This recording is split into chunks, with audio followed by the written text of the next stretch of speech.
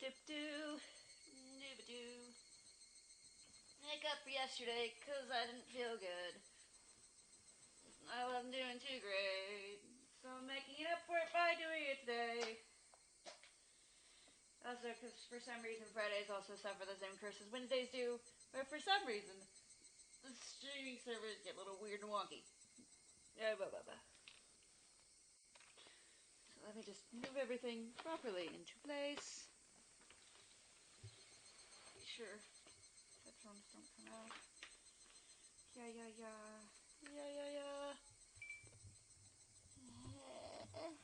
Move the cup. Move this. There we go. Perfect. It's time for some Higurashi. Picking up where we left off. Ugh.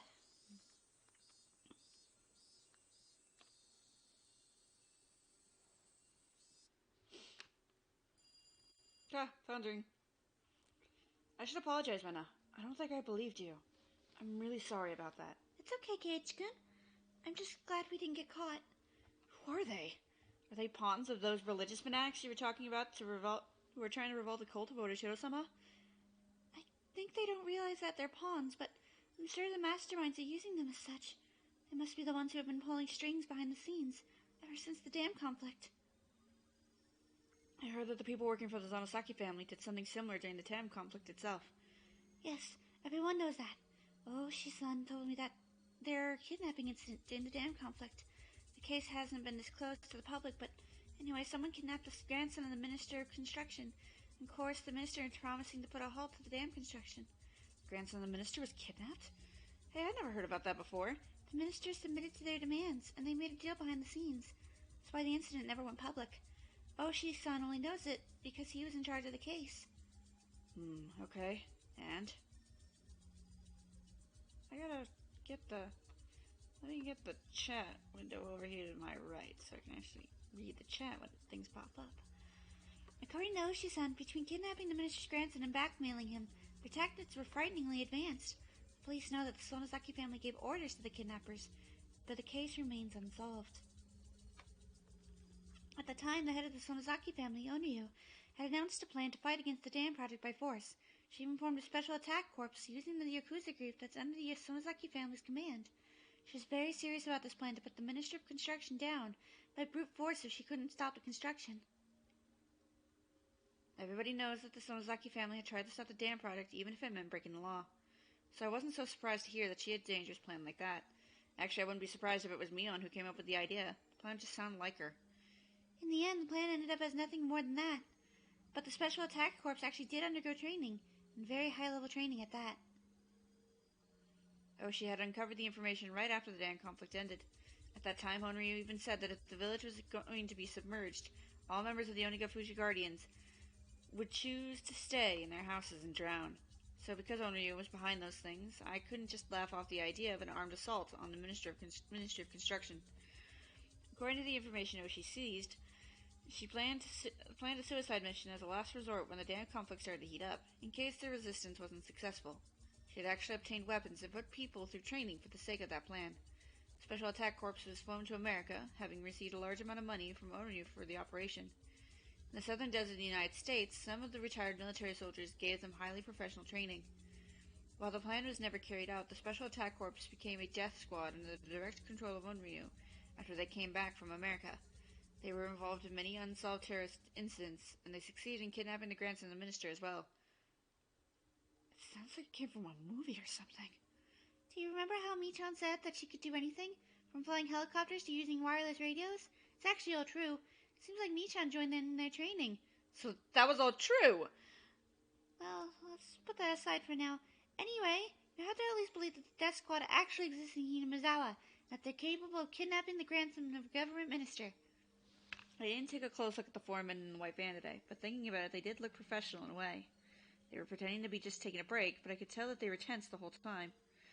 So are they really trying to kill you? I don't think so. If they really wanted to kill me, I'd be dead already. So what do they want? Are they after Takano-san's scrapbooks? Like you saw yourself, the group is very cautious. Unless we show them an opening, they won't resort to force. If they were the type to use force outright, they would have attacked me in my sleep. They haven't done that yet, so that must mean that they're taking it cautiously.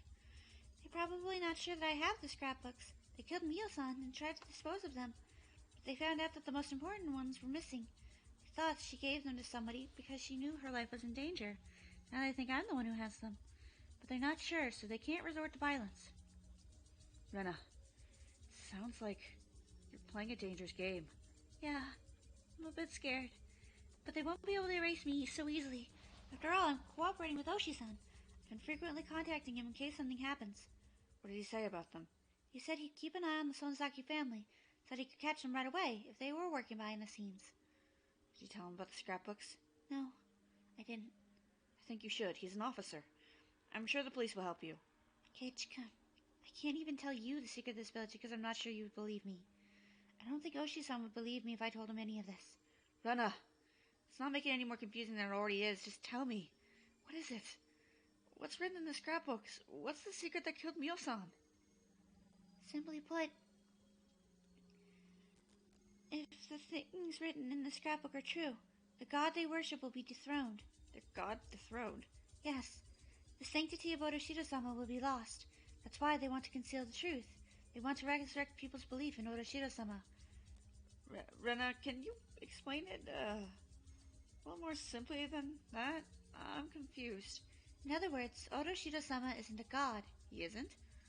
I had no idea what she had read that made her so certain, but whatever it was, it'd be sacrilegious for people who believe so strongly in Otoshiro-sama. There are many teachings of Otoshiro-sama, but the essence is as follows. Don't leave the village, and don't let anybody into the village. One could even say the rest of his teachings were developed to maintain those two fundamentals. It wasn't until later that they added aspects like love your neighbor and viewing him as a god of marriage and domestic propriety. In other words, Otoshiro-sama existed solely to stop the villagers from going outside the village. Otoshiro-sama doesn't bless the villagers or protect them from disasters. The people believe that Otoshiro-sama does all of that for them, but the truth is that the people have used his name for that purpose, generation after generation, nothing more than that. Why did Otoshiro-sama descend in the first place? Because demons came out of Onigafuchi swamp and attacked people. In fact, that was the wrong interpretation. Demons didn't come out of the swamp and attack people. People became demons and attacked others when they were possessed by whatever came out of the swamp. Whatever came out of the swamp? What do you mean by that? Whatever came out of the swamp possessed people, crawled into their blood, controlled them, and turned them into demons. People had no resistance against whatever it was that came out of the swamp. Became demons, attacked the other villagers, and turned them into demons as well. That's right. It was a weird infectious disease that broke out from the swamp. It made the infected people go out of control. The villagers saw this disaster and explained it like so. Evil demons came out from the bottom of the swamp, possessed people, turned them into demons as well. That's the truth of the story of the demons that came out of Onigafuchi swamp. It actually explains the legend. So was Otoshiro-sama a doctor who came from a foreign country? Yes. It's not exactly correct, but he was something like that. He came to Onigafuchi, and he treated the infectious disease, but he couldn't cure it for good. All his treatment could do was to reduce the symptoms of the infection.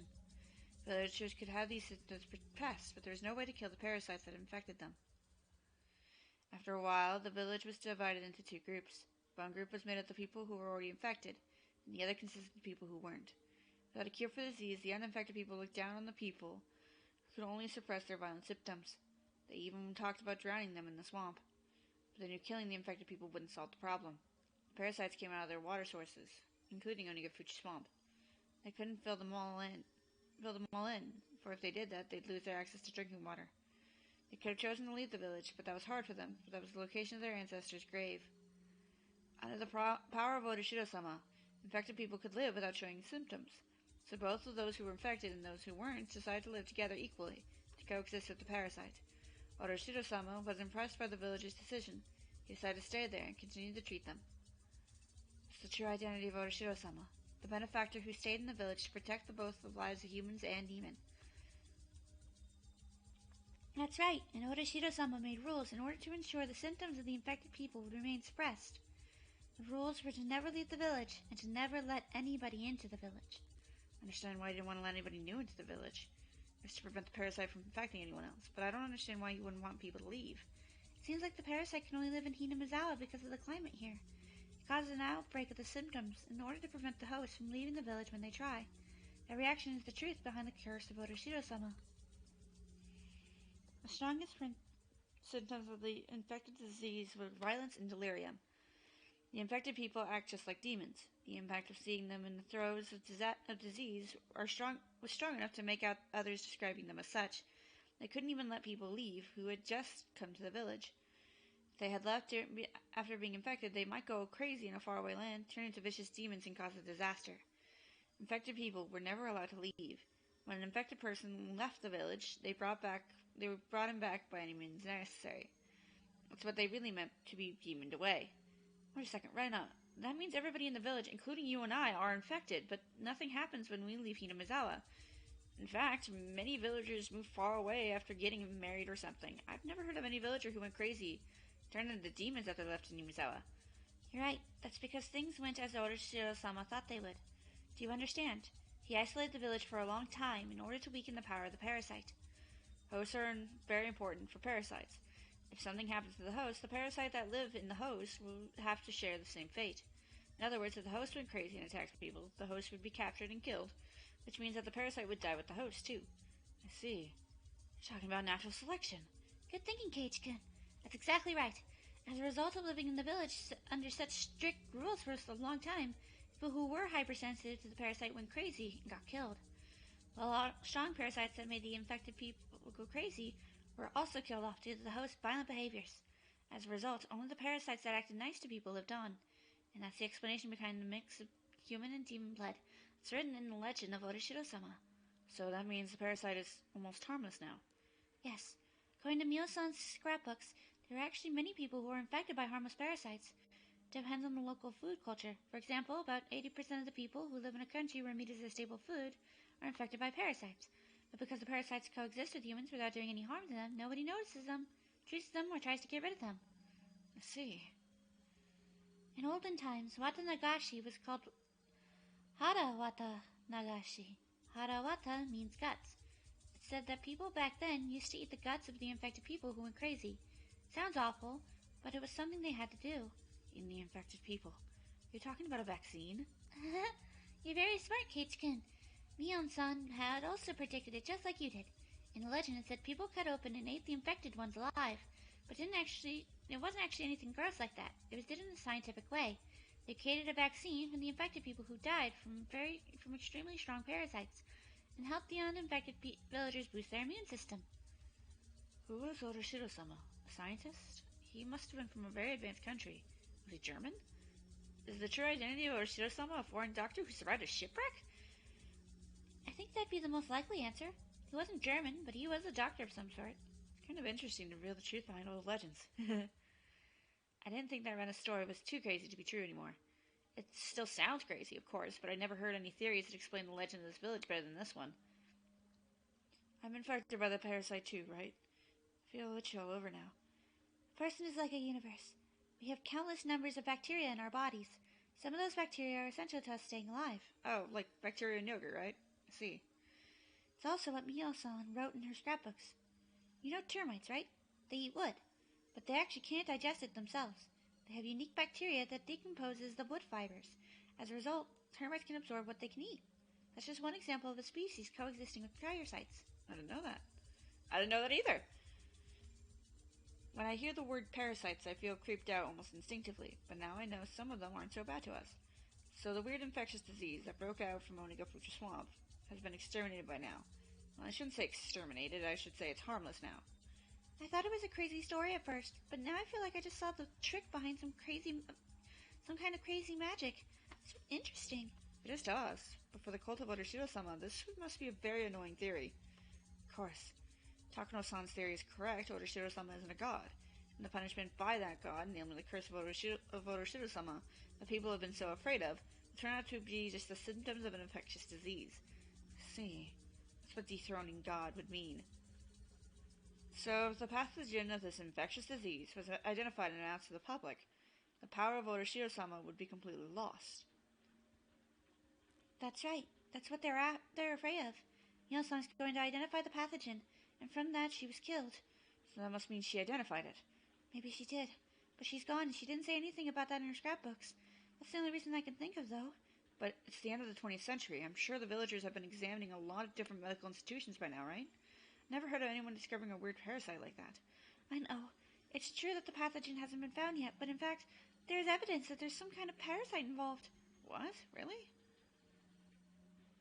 When a parasite enters a human body, that body immune system cells, Macrophages and eosinophils try to kill the parasite.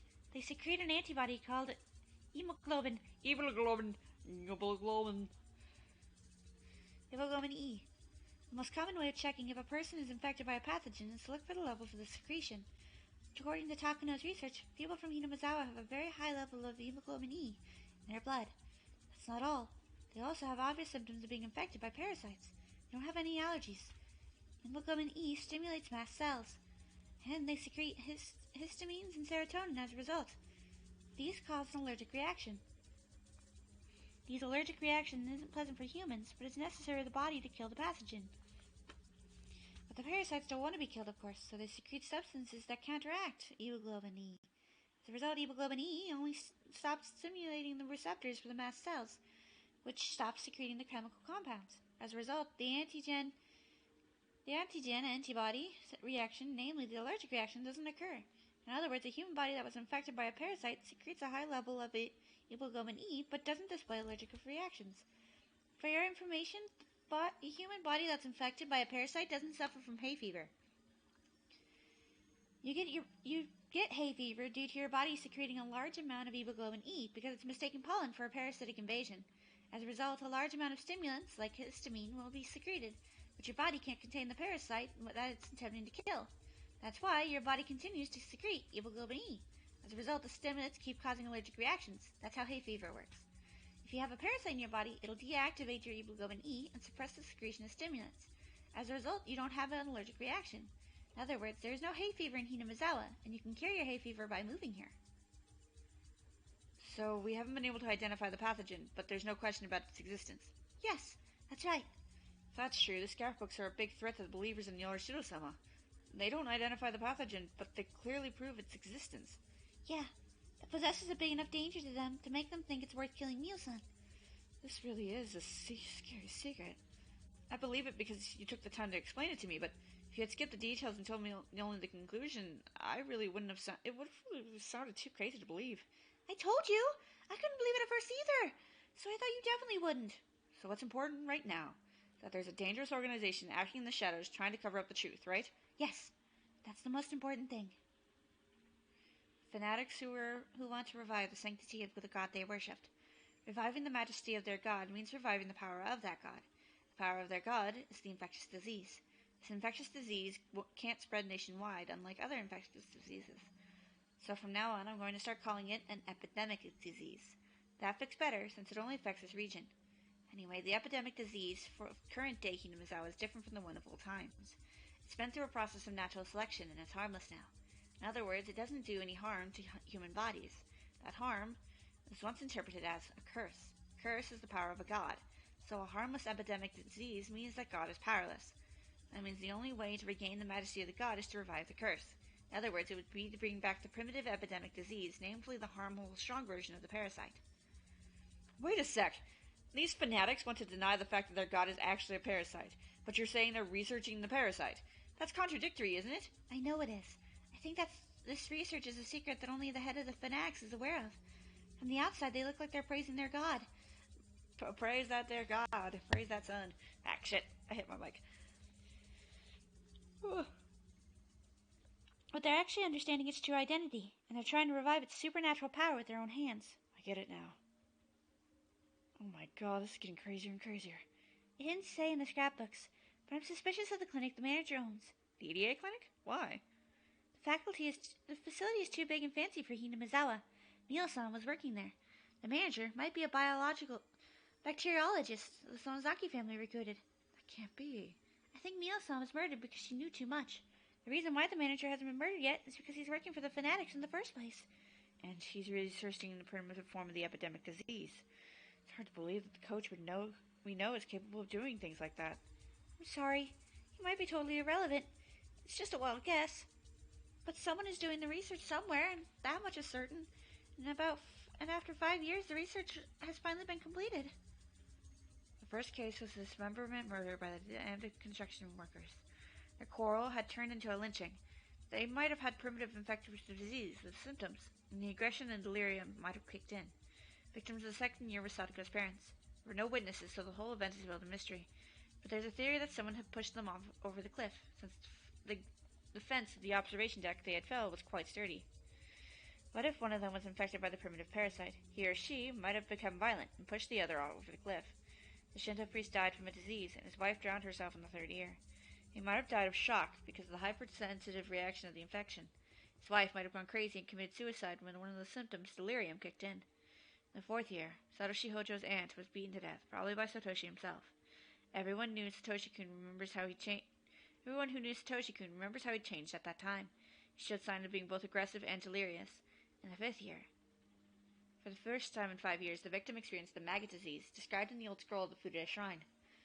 The reason behind that is unclear, but the strong primitive parasite could have given its victim a delusion of maggots. That means they finally managed to duplicate the curse of Otoshiro-sama after 5 years of research. Tomotake-san is the victim of the fifth year. He died in an extremely abnormal way, and I'm the only one who understands his death because I experienced the same thing. He kept clawing at his throat to get rid of the maggots and died as a result. With all that explained, I finally understand the maggot disease I experienced in Ibaraki. I left Hinamizawa and made the parasite in me uncomfortable. As a result, it tried to resist, even though it wasn't very strong, and it tried to make me homesick. But with my parents' divorce, I grew mentally unbalanced, and completely lost the power to resist for a period of time. The parasite was weak and harmless, but my mental instability allowed it to worsen my symptoms dramatically. As a result, I went crazy and became violent. The delusion of Otoshiro-sama appearing to me in the bathroom was probably the terminal phase of my delirium. I created the supernatural existence, Otoshiro-sama, and I was instilled with from when I was little. And I persuaded myself to go back to Hinamizawa based on that delusion. Some of the transients of Onigafuchi must have had the same kind of experience. They must have passed their experiences down as an act of God. I remember I once saw on TV that the indigenous people in South America used some kind of natural drug in order to have a mystical experience, and that they called it a ritual to communicate with their gods. You're getting fucking high! So what the fanatics are trying to do is spread the primitive parasites throughout Hinamizawa. I think that's their goal. But I don't think they'll do it without letting people know about it.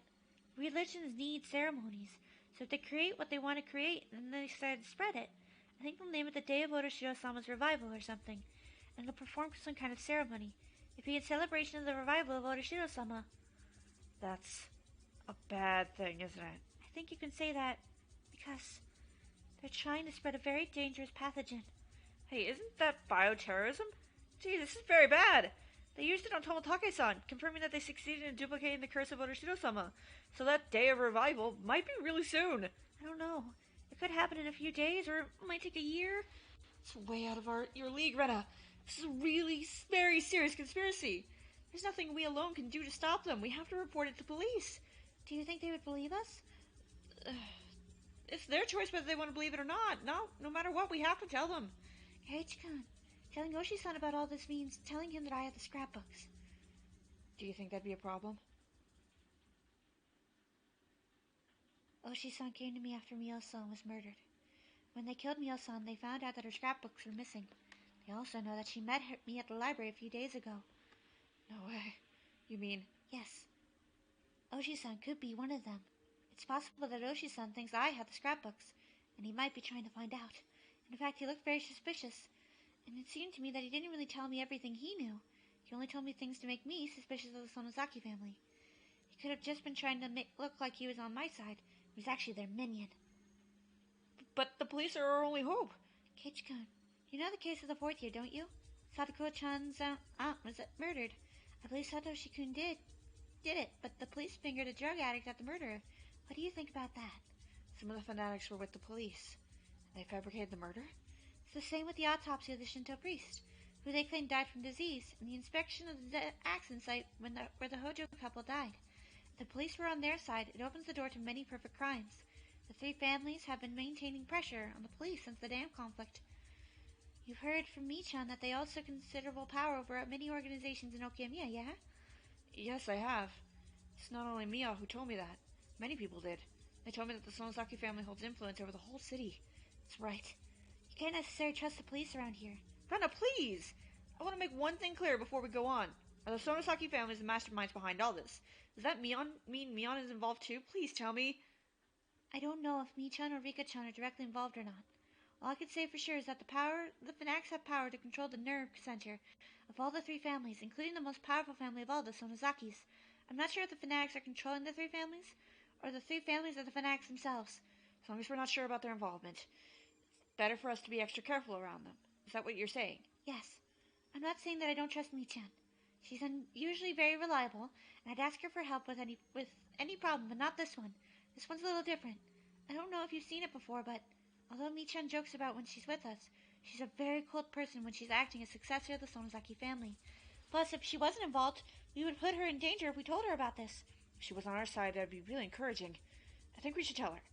No, we shouldn't. We shouldn't tell her until we're confirmed that she's not one of them. Sure, it'd be great if we could pull her to our side, but what if we couldn't?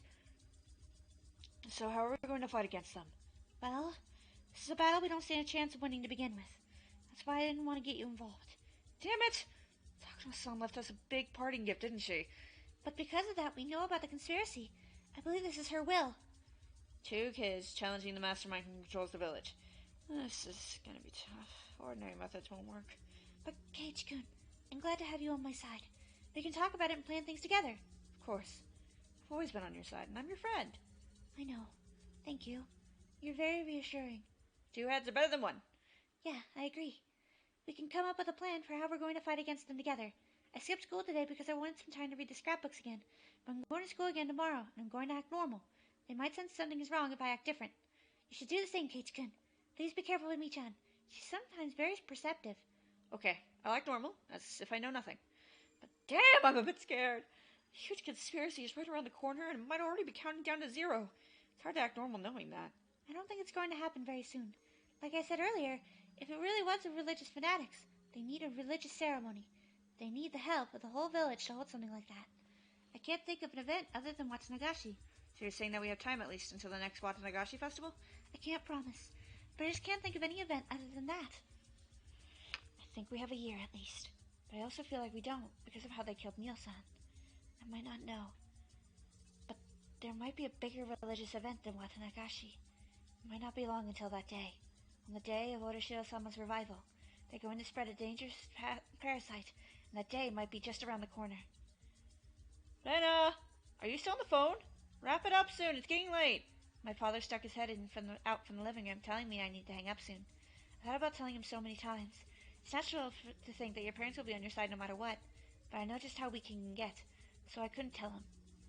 I don't think he'd believe me anyway. Even if I told him, he'd just call the police.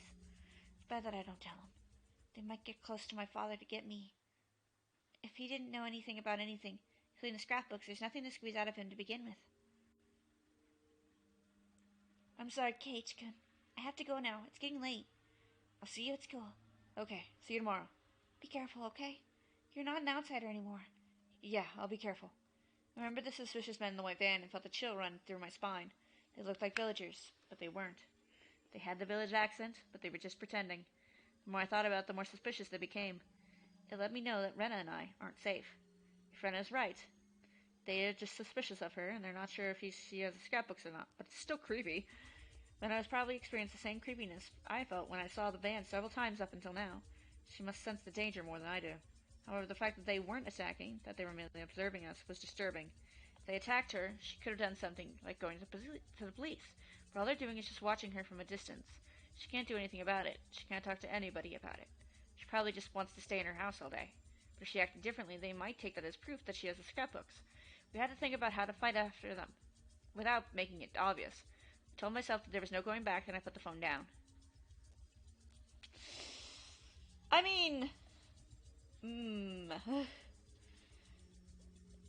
One of the signs of Oroshiro-sama's curse is intense states of paranoia. The next day, Rena came to school, acting normal like she said she would. She talked with me as cheerfully as she always did, and made me wonder if the story she told me last night was complete fabrication. because the story was really too ridiculously crazy to believe. This village was very weird and a rare endemic disease, and there was religious fanatics who want to use the disease to revive their cult.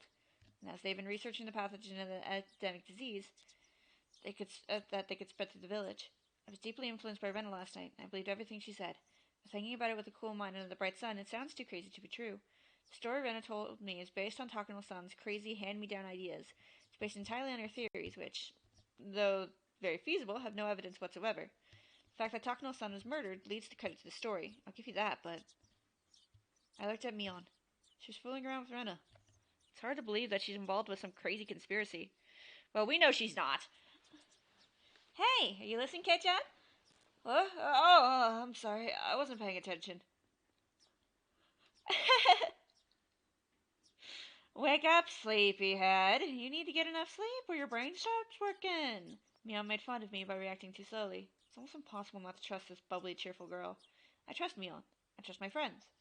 I know she'd never have a hand in crazy conspiracy like that. If she knew about it, she wouldn't be able to act this cheerfully. Rena told me not to tell Mion because she might be one of them, but it might be worth telling her without letting Rena know. Of course, there's at least a 1% chance that the conspiracy is true and that Mion is one of them. So, if so, I'd be doomed. But if I chose between believing that crazy conspiracy theory and trusting my friends, my answer would be yes. I know that my friend Mion isn't a part of any conspiracy. She'd never be involved with something like that. Even if the conspiracy exists, I'm sure Mion would be on our side. So, whether or not it's true, it must be worth telling Mion about it. What's going on, Kei-chan? Why did you call me out here? You told me not to tell anybody. You're not going to extort money from me, are ya? This is the first thing you think of when you're called out of the gymnasium storeroom. Oh, I know. You want to give me a love letter, don't you? People usually use the shoe locker for that, you know? We don't really do that in the city. A lot of guys hand over their love letters in person. Really? So wait, you're, Are you kidding me? That's not why I called you here. I have to talk to you about something very important. I want you to listen without making fun of me. But what? What is it? Do you know that there are people who want to revive the cult of Otoshiro-sama? Huh? What? What are you talking about? This, of course, is just my way of getting a feel for the situation. I wanted to show how she'd react to getting straight to the point. And Mion really did look puzzled. People wouldn't normally act like this if people pointed out the secrets out of the blue. They'd always panic, if only just a little. Either Mion was a brilliant actress, or she really didn't have anything to do with the idea of reviving Otoshiro-sama. I decided to tell her everything. Mion, your family, the Sonozaki family, has a lot of influence in this region, including Hinamizawa, right? Do you think there's a possibility that they want to revive the cult of Otoshiro-sama behind the scenes? Revive? Why? Well, you know, people today don't worship Otoshiro-sama like the people in the old days did. So people like fundamentalists might be trying to make people worship Otoshiro-sama in the same way that people of Onigofuchi. What? Wait a second. I have no idea what you're talking about. Are you sure? You really have no idea what I'm talking about?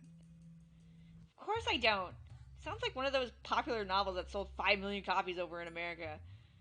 Mion's reaction was very natural. It seemed impossible that she was pretending she didn't know anything about it. But regardless, I continued. Well, there are people like that in this village for real. Do you know anything about them? You're saying that those people want to make us worship Otoshiro-sama like the people of Onigafuchi did. What good will that do? You know, I think it means a lot of people who really believe. But think about it, Kei-chan. Who'd be happy to live under the strict ancient rules? In this day and age, it's almost impossible to live without leaving the village. But for example, think about Rika-chan. All the old people say she's a reincarnation of Otoshiro-sama, right? Those people might be religious fanatics, and... Are you talking about old man Kimiyoshi? Well, I know he's a deeply religious man for sure, but he isn't a fanatic. Believe me, there really are people who are trying to revive the cult of Otoshiro-sama. Okay, I'll believe you for now, because I want to hear the rest. Go on. They found out that the curse of Otoshiro-sama is just an endemic disease unique to this village, so now they're researching the pathogen. Where? First of all, what's an endemic disease? What's a pathogen? They sound gross. I'm getting confused. I didn't know what I was talking about myself anymore. I was deeply influenced by Rena last night, and believed everything she said, but having said it all out loud, I realized how impossible the story sounded. What's going on with you? Did Mion-san tell you all this? How did you know? She's infamous for this kind of thing. She's an occult maniac. She's always makes up crazy stories. A few people have gotten badly taken in by her before. She told me some of her stories once, and I remember that they're actually very interesting. Is that true? I think you've heard about this once or twice before, but this village has a unique culture back in the old days. They did a lot of oppressive things, like having very strict rules, very strict punishments, and a bunch of other cruel traditions. They're well known among cult maniacs. Mio-san was one of them. So the story I heard about the weird parasite that controls the village was... What? Parasite? Is that a new story she came up with? What do you mean, new story? I told you, Mio-san is an occult maniac. She studies the weird legends surrounding Yonagafuchi and enjoys making up hypotheses, theories, and wild stories about them. She's created a lot of different ones aside from the theory that parasites are controlling the village. One I heard an awful while back was about UFOs. That one is interesting, since it connected to a lot of different dots. The story about UFO that crashed in the Onagafuchi swamp a long time ago. The alien that was in the UFO and the villagers had a battle, or something like that. It was one of those sci-fi horror view movies. The one Sadako heard was the theory that the creatures from the bottom of the ocean, a movement in the Earth's crust, opened a connection between the underwater world and Onagafuchi. Jesus Christ! The princes of the underwater world fell in love with a young man in the village. It was like a sci-fi version of Romeo and Juliet. The story about the parasites that you heard must be a new one. I hope she makes them all into a book one day. Mion began laughing so hard she had to hold her stomach. As I looked at her laughing like that, I realized I fell for something that ridiculous. At that point, it was obvious. I'd been completely taken in. I'm sorry, Mion, but please answer my questions. First, do the fanatics who are trying to revive the cult of Otoshiro-sama exist? No, they don't. I mean, it's totally the opposite. The three families have agreed to open Hinamizawa to outsiders in order to make this village thrive. I'm not supposed to tell anybody about this, but there's a project that's to build a new highway by the end of the 20th century. The Sonosaki family is promoting its construction without informing the villagers. If all goes well, this whole area will flourish. My grandma is betting she'll make a fortune that'll cause land prices in the region to skyrocket. Well, most of the work will happen in the 21st century, so I'll likely be taking over the project. So you don't think there are people who hate outsiders? I told you, there's no such people. What makes you think that we would want this village more inconvenient than it already is? In fact, we've already started selling the land of the village to rich people who want to build country residence here. Your house is on the first lot we sold, Kei-chan. Didn't the villagers welcome you? The three families are trying to do everything they can to stop young people from leaving the village. There's nothing vague about what Mion had said. Her stories makes a lot more sense than Takano's delusional theories. So, Mion's words woke me up from that delusion. So what about this? I heard that the residents of Hinamizawa have extraordinarily high levels of something in their blood, and it proves that they're infected by parasites. Really? How did Mion-san figure that out? Takano-san is a nurse. I'm sure she could do that. And you think anyone would give her blood samples for no reason? Because I sure don't. Even if she could get blood samples somehow, how and where would she examine them? How many blood samples do you think she examined all by herself? Mion was right. I couldn't believe I thought Takano-san could do all that just because she was a nurse. It struck me hard to believe that she got that many blood samples and did a high-level examination like that without any help. When I thought about it rationally, I shouldn't have believed such a ridiculous story so easily. I heard that the people here don't get hay fever, which is proof that they're being infected by a parasite. Only people in cities get hay fever. I heard it was something to do with fuel emissions. Kei-chan, you're talking about Hinamizawa. I mean, even people in Okiyamiya don't get hay fever, I think. Well, then what about this? I heard that the Sonozaki family has a death squad, and that they kidnapped the grandson of the government minister once. That sounds cool. I wish I had a squad like that. Even I was sounding ridiculous, but I believed all of it last night. I believed it because Reynolds looked very serious. It's true that the grandson of a minister had been found in Takasudo. We didn't do it. We just acted as if we did. What do you mean? Please explain. Okay. The Onagafuchi Guardians protested violently against the dam conflict. They did something close to terrorism as well, but there were people who used the resistance movements for their own benefits. They used the name of the Onagafuchi Guardians to rob people of money and valuables. The Onagafuchi Guardians were a very aggressive force at that time. There's a high possibility that some people thought they could use the name to extort money. The kidnapping case was one of those incidents. The kidnappers thought they could stifle the police investigation by acting like they were in the Onagafuchi Guardians. They kidnapped the boy to demand a ransom. To tell you the truth, the members of the Onagafuchi Guardians were all very surprised. We were actually impressed that those guys actually pulled it off.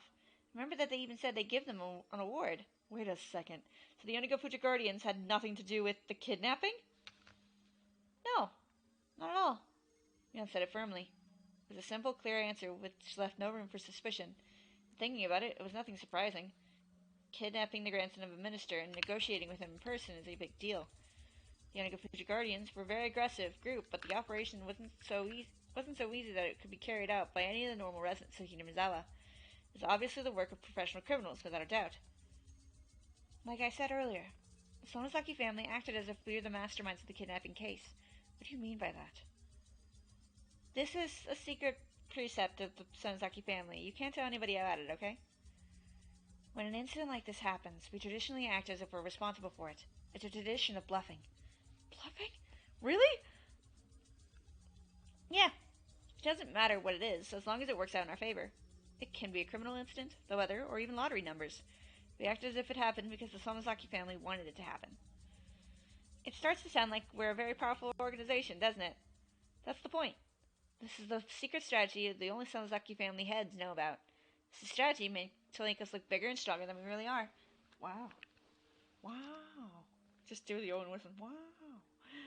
So, what about the plan that they had during the clan conflict? The one to attack the Ministry of Construction. Was that true? I heard that they obtained weapons and even trained for it. That was a spin we put on it. There's no way we could actually carry out a crazy plan like that. I was gonna say, like, even if you have all the resources in the world, you couldn't pull off that plan. Our real goal was to make people believe that we were capable of doing things like that, so we could extract pressure on the government. Fuck! I'm tired. That's all. They obtained weapons and went through training just so they could exact pressure. There's no intention of actually carrying out the plan. The Sonozaki family was just bluffing. That made sense. Of course it did. It's impossible to attack the Ministry of Construction. Even if they did, it wouldn't solve the problem. All it'd do is use common sense. Even if they did, they'd have to have crushed within seconds by a huge number of policemen. Why didn't I think of that? What about the weapons and the training? As for the weapons, no comment. But we did go through training. We needed to do that in order to make the bluff look real. We gathered some young men from my father's office and appointed Kasai-san as the leader of the group. We went to a desert in Texas, played war games with some instructors, and then went sightseeing in San Francisco afterwards. So, I couldn't think of anything else. It was obvious now. Rena and I both were completely fooled by the scrapbooks of Takano-san's delusion. Rena was so serious about it, so I believed her. But if you examined it closely, there were so many inconsistencies. I couldn't believe Rena took a delusion like that so seriously. I knew the reason why, though. She was still in a state of shock after being caught with the corpses that day. She was mentally unstable. She came across this tall tale, and she believed it. Rena was a smart girl. She wouldn't have taken it seriously if she was stable. Plus, another thing happened to wake me up from the delusion. The white van I saw yesterday came to school during the lunch break. The 4 men in work uniforms I saw there were there too. I said thank you to Mion-san and followed them. The man who talked to me yesterday knocked on the door of the teacher's office. Hello, I'm from the, Okonogi, gardeners. Oh, thank you for coming. It's very hot today, isn't it? Sure is. By the way, looking very beautiful today as always. Thank you. Well, you can start whenever you're ready. Yes, we'll start right away. My account manager told me to give this to you. The quote in the invoice, I see. The date is left blank on the both of them. Well, there shouldn't be any problem. Thank you so much. All right, we'll start right away. The man was talking to Chie-sensei with a big smile. What are you doing here, Mayabara-kun? Oh, principal. Who's that guy? The principal pointed his finger to the window. When I looked out, I heard the noise of an engine starting. The noise was coming from the engine of a motorized lawnmower. I saw young men in work uniforms taking another lawnmower, some brooms, and a ladder out of the van. They're gardeners. We haven't taken care of the grass around the fence and the trees for a long time. I wanted to clean them up before summer. Mr. Principal, thank you for giving us a call. The man noticed the principal, took off his hat, and bowed. No need! I trust your work. Please take care of things. I think we can finish it today. We might make a lot of noise, though. Each worker took one of the tools and walked towards the fence where the grass was growing. The engine of the lawnmower was very loud, and the kids who were playing in the schoolyard looked at it curiously. Hey! It's dangerous out here! Get back to your classroom! It was Chie-sensei. She handed an envelope with the documents in it to the principal. It said, Onogoki Gardeners in green on the envelope. Principal, please sign the invoice and drop it off at the office next time you go to the town hall. Of course. Will do. Ah, Chie-sensei. Did they come here yesterday? Yes. They came here to look at the grass late in the afternoon. They told me they got lost on the way back because they tried to take a shortcut. This village has a lot of small roads branching off everywhere. It can be very confusing. I remember when I first came here, Chie-sensei started talking about when she got lost, and they laughed together. There was never anything suspicious to begin with. I thought they were suspicious yesterday because of what Rena had told me. First, I thought it was unusual to see a white van. But then, right after I heard her creepy story, I saw a white van parked on the road, and I got scared. The gardeners weren't familiar with the roads of Hinamizawa, and they got lost trying to take a shortcut on their way back. That's all. I had it totally twisted around. I believe that fake-sounding story. I believe that the Sonozaki family is working behind the scenes. I fabricated the existence of a group of fanatical believers in my mind. Worse, I doubted Mion. Damn it. Such a fool. She's my friend. We took each other's hands that day, saying that we were a family made of friends, and that friends were friends no matter what. I said that, but then I doubted my friend. I'm so stupid. Anyway, Rena was the problem. She also needed to wake up from this crazy delusion. I had to hurry and wake her up. Rena seemed like she had no mind to listen to anyone else. She truly believes that the Sonozaki family are the masterminds of a large-scale conspiracy. I remember the plate number of the white van, and I also remember their faces. Without a doubt, this is one of the vans that have been following me. So far, I confirmed that 3 of the 4 cars have been following me. I could especially recall this white van, because it followed me around the longest of all. The people who are in the other cars must be lookouts, and the one in this van must be tasked with direct contact, like kidnapping or assassination. Rena's text used to be like a sort of gentle pink, and now it's slowly turning more and more red. The lookouts secure the surroundings, and the ones in this van attack the target. This common maneuver evolved in both kidnapping and assassination. The scrapbook said that too. If so, I'd better watch out, because it was them, not the lookouts who came to the school premise. I don't think they'll attack me while I'm at school. They're in the early stage of their covert operation now, hiding their fangs and claws until the last stage of their horrifying scheme. That's why they won't take action in school, where people are watching. But it looked like they were talking with Chie-sensei in a very friendly way. I can only hear bits and pieces of their conversation, but it sounded very suspicious. I tried to remember the chatter and the movements of their mouths, and I played my memory of it like a videotape in my mind. Hello. Oh, thank you for coming. It's very hot today, isn't it? Sure is.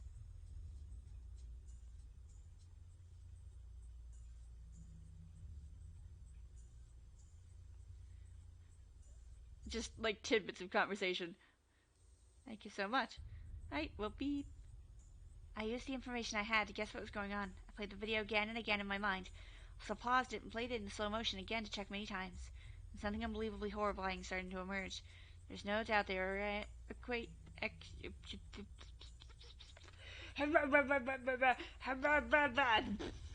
can talk. Oh, God. Acquainted with Chie-sensei, but I've never seen them visit the school before, so it's hard to believe that Chie-sensei is their contact. There's no doubt that they're the death squad under the direct control of the Sonozaki family. They had the local accent, which proves that they were chosen from the Sonozaki corps. The death squad was talking with Chie-sensei. They know each other. What's their relationship? Who's Chie-sensei anyway? During the Tam complex, Hinamizawa's school was closed and was merged with the one in Okiyamiya. But the Onikafuji Guardians didn't accept that, and they made a part of the Forestry Service building into a school. Needless to say, the school they made didn't have a teacher, so it was only going to be a token form of resistance. But a teacher who had a strong passion for education felt sorry for the children. She came to work there. That was Rumiko sensei. It's obviously strange. Teachers are government employees, and they normally belong to their prefectures. I hit the right button. As long as they lie low and don't cause trouble, they don't get fired. And they don't get demoted. They can work until the official retirement age, and they're guaranteed to get a fixed retirement fund. She was one of those government employees, but she defied the Board of Education and came to work for Hinamizawa. The villagers admire her as a teacher of passion. I heard that Oryu Sonozaki herself successfully negotiated with the Board of Education that suspended Chie-sensei for defying their orders. It was easy to get an answer for this connecting the dots.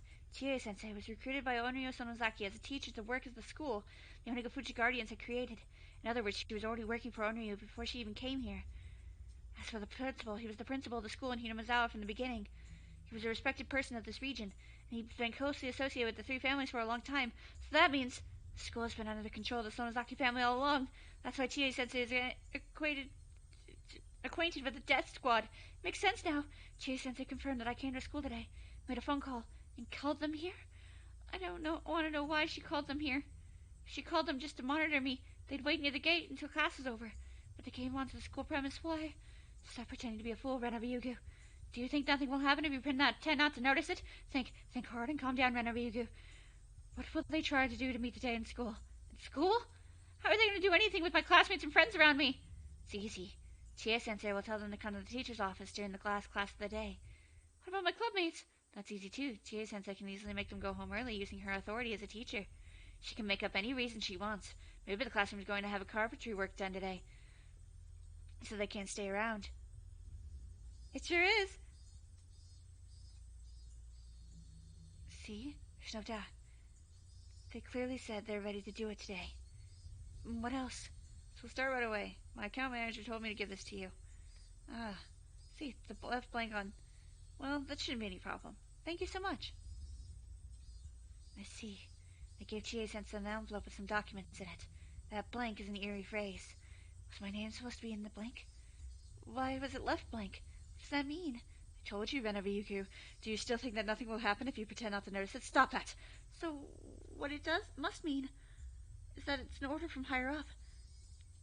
It says to make Renaryugu become blank. I took a peek from the shadows and saw the principal taking documents out from the envelope. He started reading them. He looked stern. He looked very serious. I wish I could take a peek at the documents, but I was too far away. I kept looking at him just to see if he'd react at all, and the envelope caught my eye.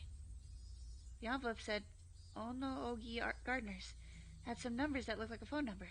Fortunately, I have a good eyesight. I memorized the number. If they were a death squad, the gardening company must be a camouflage occupation. It probably doesn't even exist. I wanted to find out. I looked for a phone. There's only one phone, and it's in the teacher's office. Fortunately, the teachers were chatting in the hallway, looking at the gardeners. It was now or never. I made sure nobody was watching me go into the teacher's office. I rushed in and grabbed the phone on the principal's desk. I went over the phone number in my head and dialed it up. I'm glad they had a touch-tone phone. It wouldn't have been difficult with a rotary dial. If somebody answered, I would have to ask, is this the only Okonogi Gardeners? Wait for an answer before hanging up. It should be easy. It connected. The number you dialed is... I felt a cold chill run through my body from the bottom of my feet. Wait, don't make a quick judgment. I might have remembered the number wrong. No, I know I remembered it right. It's an easy number to remember. It's impossible to remember it wrong. Then did I dial it wrong? I put the phone down and started over. This time I dialed the number more slowly. Teachers might be coming back at any time. In this situation, it would be risky to do anything slowly. But I needed to make absolutely sure. The number you have dialed is... It's the same. There's no doubt. The company Okonagi Gardeners doesn't exist. Just a camouflage occupation for the Sonosaki family's death squad. Please make sure the number you dialed is correct. The number you dialed is... I was too stunned to put down the receiver. The announcement kept running over and over again. The voice was cold and creepy. I hung up the phone and rushed out of the teacher's office. I ran to the bathroom and held my head in an attempt to cool down. Calm down, Rena. Calm down, Renaryugu. Stay cool, Renaryugu. I wasn't safe here anymore. If I stayed here, I might be erased, even in the open. They'd erase me? Why? They aren't certain that I have the scrapbooks.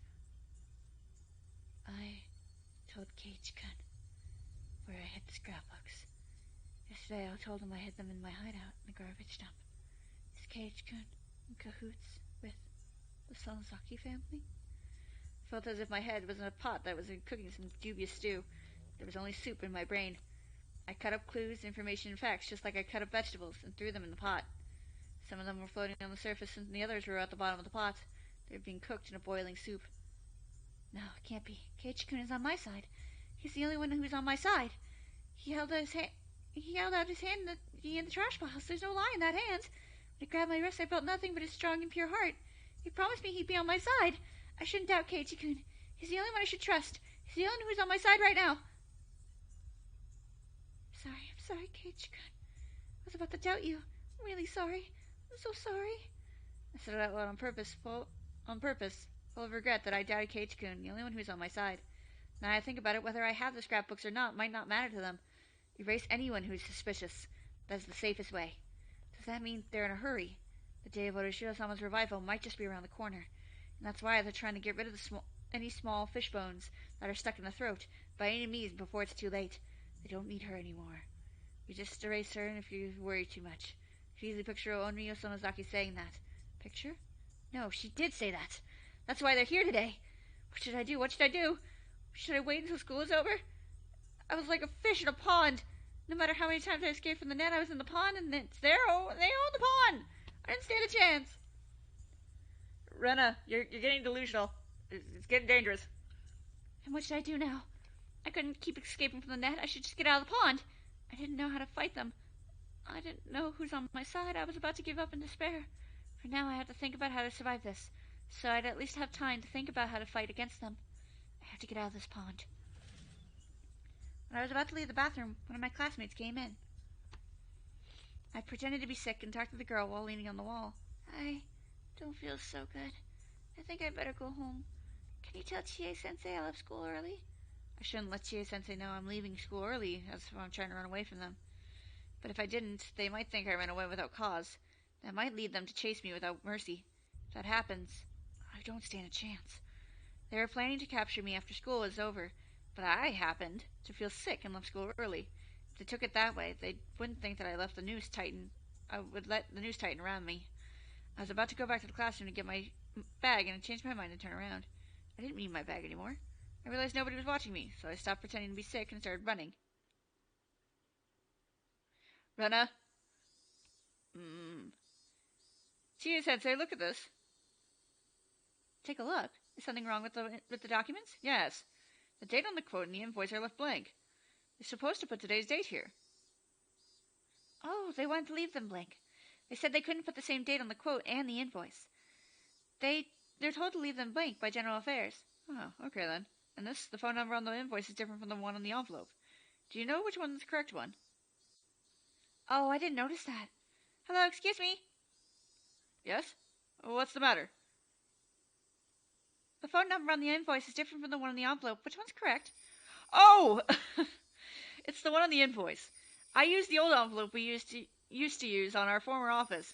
I'm sorry about that. I told our part-timer to add a stamp with the new phone number on it, but I guess he forgot. I apologize for the confusion. Can you just erase the number? Oh, no, Rena. Rena, you misunderstood. No, Rena! Rena, no!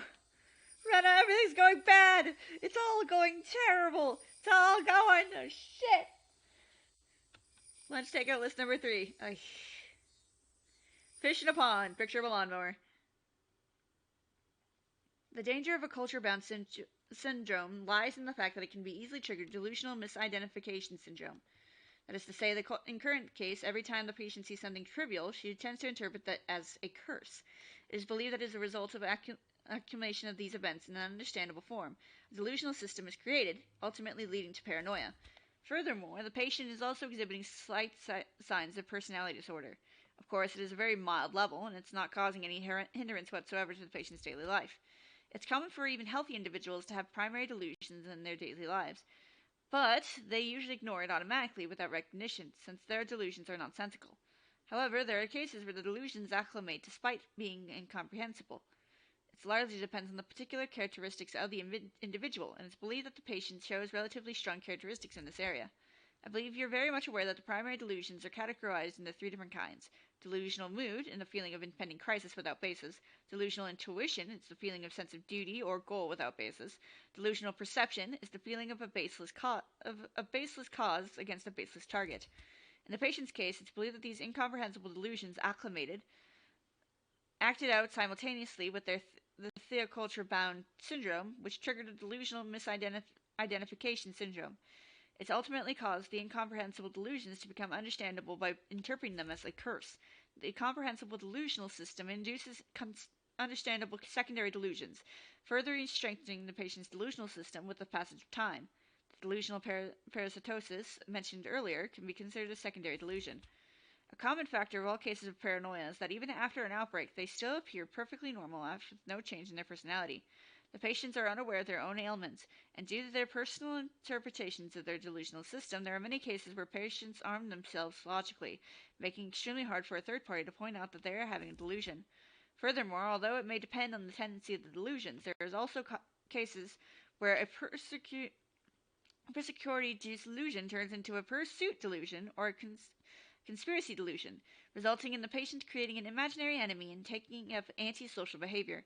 For example, there are cases where believers of a religious cult were deeply influenced by the cult founders' paranoid visions, which shifted the group of conduct antisocial behavior in the name of self-defense. Although no cases have been reported in Japan yet, it could very well happen in the near future. Fortunately, the patient hasn't reached that serious condition as of now. With proper treatment, she should be able to make a full recovery. Please make sure that her father also understands this is not an unusual case, but something caused by an accumulation of a number of innocent factors that anyone could have. The patient can be treated only by deepening her bond with her father. As long as she has that bond, she can certainly be treated. For that reason above, if the patient is to return to her home village, I strongly recommend that the parent continue to receive guidance from special medical institutions. Patient, fuck. Please excuse me for writing such a long letter. Thank you for reading this until the very end. It's a very long letter. Especially since the first part of it had a goddamn fucking list of fucking food.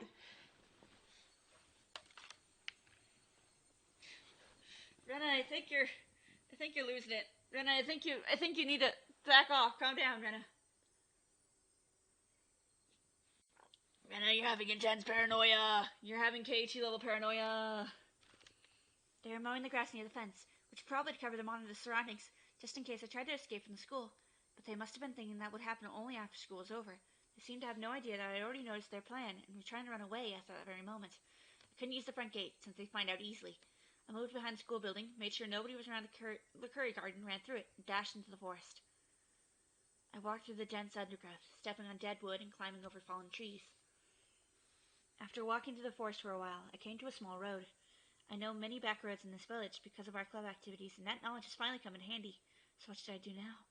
I'm sure the girl had already passed on my message to Chie-sensei. Those men must have gone crazy by now, knowing that I had ran away. Which is not the case. Did anyone else talk to Ryugu-san before she left school? Everyone in class looked at each other and shook their heads. Chie-sensei looked a bit upset that Rena left school early without telling her in person. Rena-san has been feeling sick these days. Meep. She left her bag here. What happened to her? I have a bad feeling about this. What? I think I know what's going on. I'm not sure, but I have a very bad feeling about this. She must have taken another ridiculous story seriously or something. I hope she wouldn't do anything crazy. I hurried home. My father might be at his new job, or I might have gone shopping. He wasn't around when I got there. Now that they're on the move, I'm no longer safe in my house. They're very dangerous people. They've trained to be capable of attacking the Ministry of Construction. They actually pulled off kidnapping the grandson of the minister. Locked doors and windows don't mean anything to them. In fact, it'd be like I was hiding in a box, which they could just open to get at me. I could no longer stay in my home. It's very sad and very frustrating. I killed Rina and Tepe and finally regained a peaceful life with my father. How could this happen to me? I remembered what Keiichi-kun told me before. It expressed my feelings better than anything. Takano-san left us a huge parting gift. Why'd she give me those terrifying scrapbooks? Why'd she tell me the secret of that unthinkable conspiracy? She got me into this. I didn't do anything. It's all Mio-san's fault. But who was interested in her stories? I was. Who let her continue talking? I did. I did that out of curiosity. Who let the memories of Ibaraki return and told Mio-san about them? I did. I depended on Mio-san, hoping that she could somehow save me from the memories I've been trying to forget. I shouldn't have remembered anything about that bizarre incident. If I hadn't, I wouldn't have gotten involved in that unthinkable conspiracy. I could have just played along with my friends today. But even if I didn't know about the conspiracy, it'd still continue behind the scenes.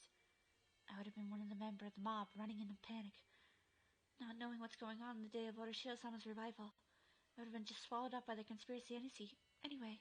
Would I be happy if I faced that day without knowing anything? Would I be happy if I struggled, knowing about it, but ending up swallowed by it? If I'm going to end up the same way no matter what I choose to do, I'll fight. I'll choose to fight, because that's how I seized my happiness before.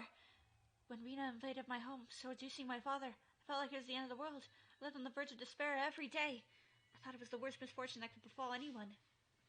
But the way things are going, it wasn't really that bad at all. I had only two enemies, Rina Minya and Tepe Hojo. I knew my enemies, I knew how many they were. I lured them out one by one and I attacked them in the dark. It's a very easy problem to solve. But what about this one?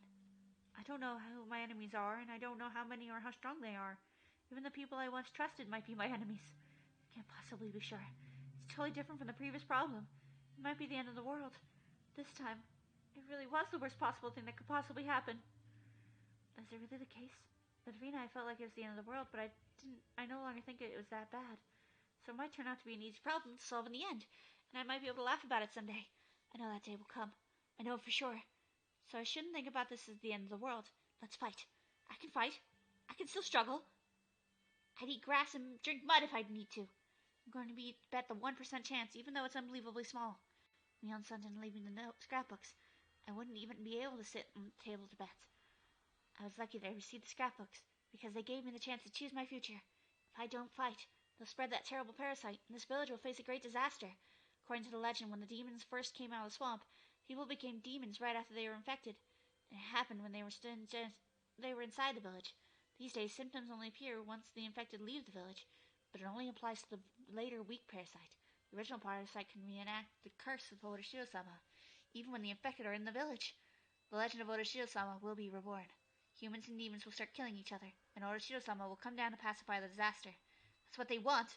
They want people to prostrate themselves before that miracle, and only the people who truly worship Odashiro-sama will be saved. I see. I know their true intentions now. They're going to reenact the legend of Odashiro-sama. After all, the village always say that Rika-chan is his reincarnation. The stage is all set. They're going to use the parasite as a curse. So how are they going to make it look like Odashiro-sama came down to pacify everyone? I get it! They must have some kind of medicine, a specific cure for the parasite. When they reenact the stronger form of the parasite, they found a cure of it at the same time. They're going to use this cure to save only those people who believe in Odashiro-sama. As a result, this village will only have those fervent believers. They're going to make themselves the absolute rulers of Hinamizawa. Wait, I still might be underestimating them. Are they going to carry out that horrifying act of bioterrorism only in Hinamizawa? History proves that, when their goal is to control others, people desire to spread their religion across a wide area. I'm sure that they conducted research not only to bring back the primitive form of the parasite, but also to overcome its weakness, namely that it only thrives in Hinamizawa. According to Miyo-san's research, the parasite doesn't like the host to be far from the region. Its weakness is distance. If they could extend the distance, if they could extend the area where it could live. I wonder how far along their research is. By now, the parasite must be able to live not only in Hinamizawa, but Okayamiya as well. Or maybe even in the city? Maybe the whole prefecture? It might be able to cover nearby prefectures as well. This is too serious to just call it a conspiracy. It's horrifying enough. And its scale is large enough to call it a revolution. The day of revival is probably not far off.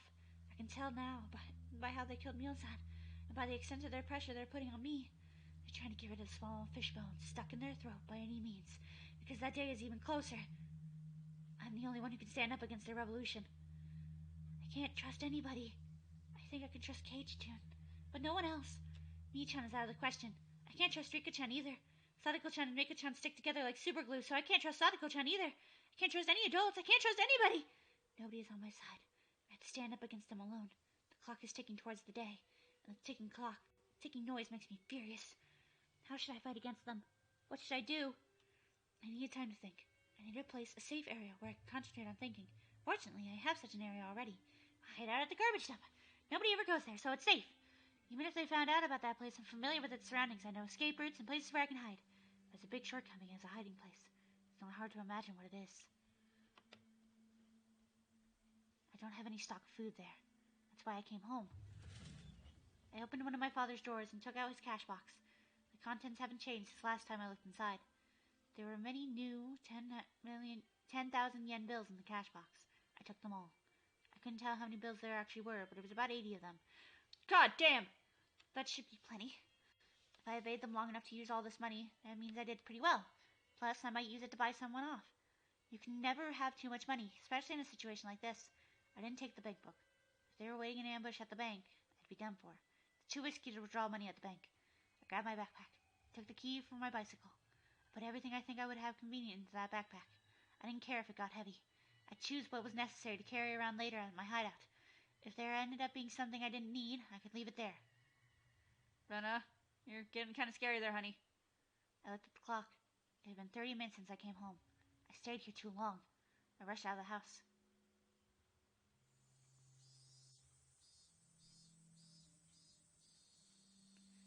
I went to the small convenience store, bought as many sweet bread and canned food as I could fit in my backpack. An old lady was at the register, probably suffering from dementia. She showed no interest in the extraordinary amount of food I was buying. But as soon as the manager of the store checked the sales that night, he'd find out. The idea didn't bother me because I no longer walked around the village in the daylight anyway. My backpack was full, and the cans hurt my back as I walked. That didn't bother me either. Do you have a can opener? That's my hideout, still carrying the heavy backpack. I organized the stuff I bought. It was very heavy to carry, but now I had sufficient food. The abandoned construction office still had running water, so I could get some from there. I wanted to get some vegetables. In a situation like this, I could hardly complain. After I organized it, I took out the scrapbooks I hid here. Put my brain into top gear, flipping through the pages. So now what? How am I going to stand up against this gigantic conspiracy? I needed to calm down, stay cool, but also to think fast. There might not be a lot of time, so I'd have to hurry. I didn't know what to do. It's easy to run into school in the morning when I was oversleep. It's easy because I know where I should go. But now I don't know where I should go to or what I should do. Now that I've come to this point, I should tell Oshi-san everything. It's highly likely he's an enemy, but that doesn't matter anymore. If it was true, I'd just declare war. But if he was on my side, he'd be my only remaining hope. Far too weak to stand alone against the terrifying scale of the conspiracy poised to instill fear throughout Japan. I had to use a public phone to make the phone call. There's only one public phone in the village that stands at the place where it's hard for people to spot you. That phone booth. It stands in the middle of nowhere, where nobody really comes around. Many bugs gather around the light when it's dark. It's not a pleasant place to go to, but I can't think of any other public phones I could use to contact Oshi-san without being seen. Even though it stands in the middle of nowhere, it's still dangerous to use in the daylight. I should wait until nightfall and take advantage of the darkness. I heard that Oshi-san had been holed up in the station since Mio-san's mirror case, so I should be able to reach him any time. I had the number for the direct line to his office, too. The sky was still bright. Even though I had no time, I still had to wait for it to get dark. Frustrated, I glared at the sunset. I should find something to do. I can't waste any time that I had, so there must be something to do. After I thought about what I could do, I found that there was something I wanted to confirm. Something I've been worried about. I couldn't do anything before it got dark anyway. Staying here, doing nothing, would make me more frustrated. I made my decision and left the hideout. Mena's father paced up and down restlessly in front of his house. A bicycle appeared and its rider ringing the bell. Police officer! Here! Over here! A police officer from the Hinamizawa Police Department had shown up. Having rushed to get there, he was breathing hard. I hope you didn't wait too long. Please tell me what happened. I know I locked the door before I left. When I came back, the door was left open, and he had led the police officer into the house. And look, my cash box has been left open in my room. That's how you found it? You didn't touch anything. I didn't touch the cash box itself because I thought it might have left fingerprints. I did touch the contents a little bit to check what was missing. And what did they take? They didn't take my bank books or my personal seal, but they took the cash. They didn't take your bank books or personal seal, huh? You were lucky. Professional thieves today don't take books because they know how easy it is to get caught using them. This might be a professional cat burglar. Instead of taking the cash box with him, he opened it here. He has to be a pro. So how much cash was in there? I counted it for a long time, but I believe it was about 110,000 yen bills. I see. Did you tell anybody that you had that cash in there? No, I didn't, but they probably knew I kept some cash in the house. They? Who are they? Can you tell me more about them? Well, it's kind of an embarrassing story. Her name is Rina Miyama, and just then the phone rang. Oh, excuse me, I'll go get that. Please give me a minute. Got the phone. Hello, this is the Yugu residence. Hello. This is Maibara. Is Rena-san there? No, she hasn't come back from school yet. She hasn't? I'm very sorry, but I'm in the middle of something right now. Can you call back later? I'm sorry, bye. He hung up after that.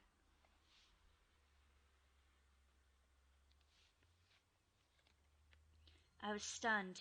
It didn't look like anything had changed on the surface. It was hard to find this place at all, because it perfectly blended in with the surroundings.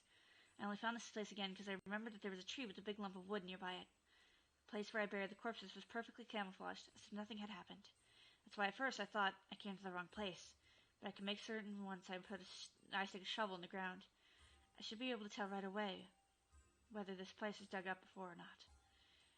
After several false starts, I found the exact spot where I buried the corpses. But the biggest problem of all is that there was no bags there at all. Oh, shit. Why? How come? Did I bury them deeper than this? No, I didn't. I remember exactly how deep I buried them. I know I didn't bury them deeper than this, but Keiichi dug them deeper. I wasn't expecting this. I came here to check the corpses. I just wanted to do that to kill some time. I didn't want to stay in my hideout doing nothing, so I came here to check if the corpses were buried still there. I'd make sure that they were still there, and I'd feel relieved. was supposed to go like that. Such an unexpected turn of events that I broke out into a cold sweat. What's going on? What's going on? I don't need to calm down to think about what happened. Corpses can't come back to life and crawl out of the ground. Somebody else dug them out. Who did it and for what purpose? Did anyone happen to see us burying the corpses here? Did they dig them out when he left? What if they handed them over to the police? No, that can't be it. It took quite a while since that day we buried them here. It was before the Watsunagashi festival. So if the police did find the corpses when Oshi's son contacted me, he'd know about Rina and Teppei, but he didn't tell me anything about them. I don't think he's hiding anything on purpose either. So that means the police don't know about Rina and Teppei yet. Then why are the corpses gone? That would leave only one answer. Who knows about this place? One of us came back here, dug out the bags, and took them away. The first person who comes to mind is Mion, the Sonozaki family. I can't think of a reason why they would do that. The murder of Rina and Teppei have nothing to do with them. I'm sure they don't want to get involved either, let alone be falsely accused. They must want to stay as far away from this case as possible. Why would they keep the corpses? It's likely to keep a joker. It's like keeping a joker even though you'll lose if you had the joker by the end of the game. If I was Michan, what would I do? What would I do if I was club president? The joker is a card you want to get rid of, at least in the game I mentioned earlier, but it becomes a powerful card in other games. What kind of game would that be? An electric shock ran through my spine. At the same time I realized it, they were one step ahead of me. The Sonozaki family got the corpse to use them as a joker, as a wild card. They're trying to use them to sell me out to the police. The Sonozaki family is trying to kill me, using their death squad, but they want to have insurance just in case they fail. The thing they are afraid of most is that I might work together with the police. If they could prevent that from happening, I'd no one to work with. That happens, I can no longer run away from them. I'd still be a fish in their pond. They're going to use the corpses to sell me out to the police for the murder of Rina and Teppei. If the police started seeing me as a suspect, they'd never listen to my story. That could have been my last hope, but this certainly turned them against me. But I'm sure that the Sonozaki family doesn't want to use their joker unless absolutely necessary. After all, Mion Sonozaki helped bury the corpses. Plus, they don't want the police to hover around Hinamizawa when the day of revival is so close. I'm going to call Oshi-san tonight, and I'm going to ask him for help. I'm going to tell him everything, including the things that I've never even told Keiichi-kun.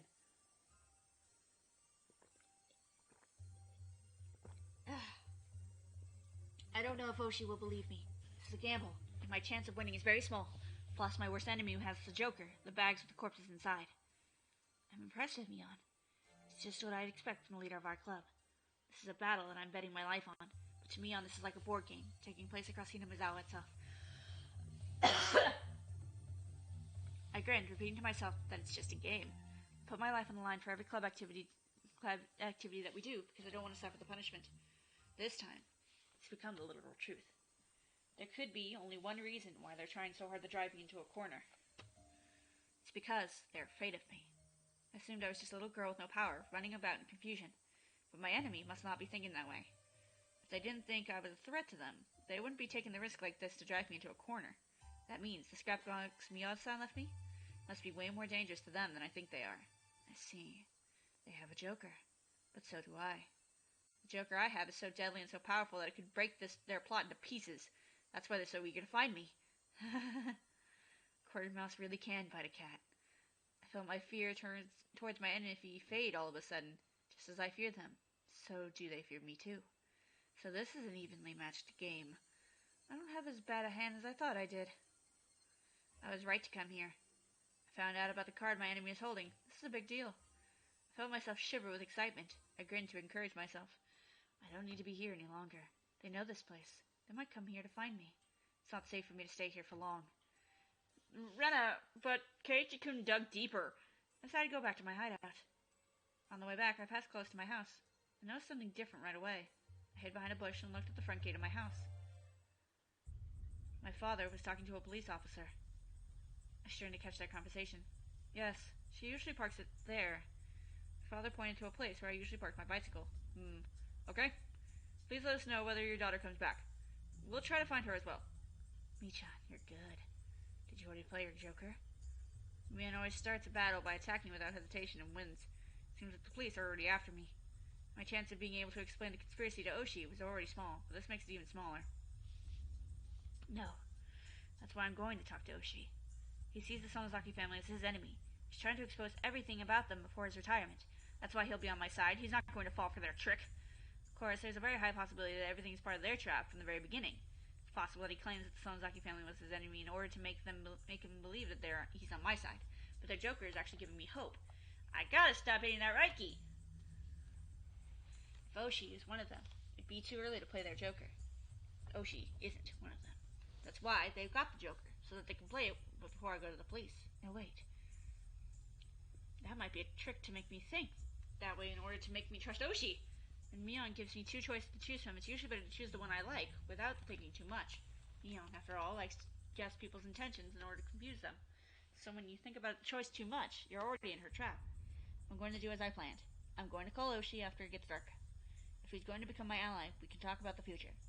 And if he isn't, that, I realized, was what I had to think about before it got dark. Rena! Your paranoia is going out of control! You're assuming a situation. You're jumping to conclusions. This is very bad.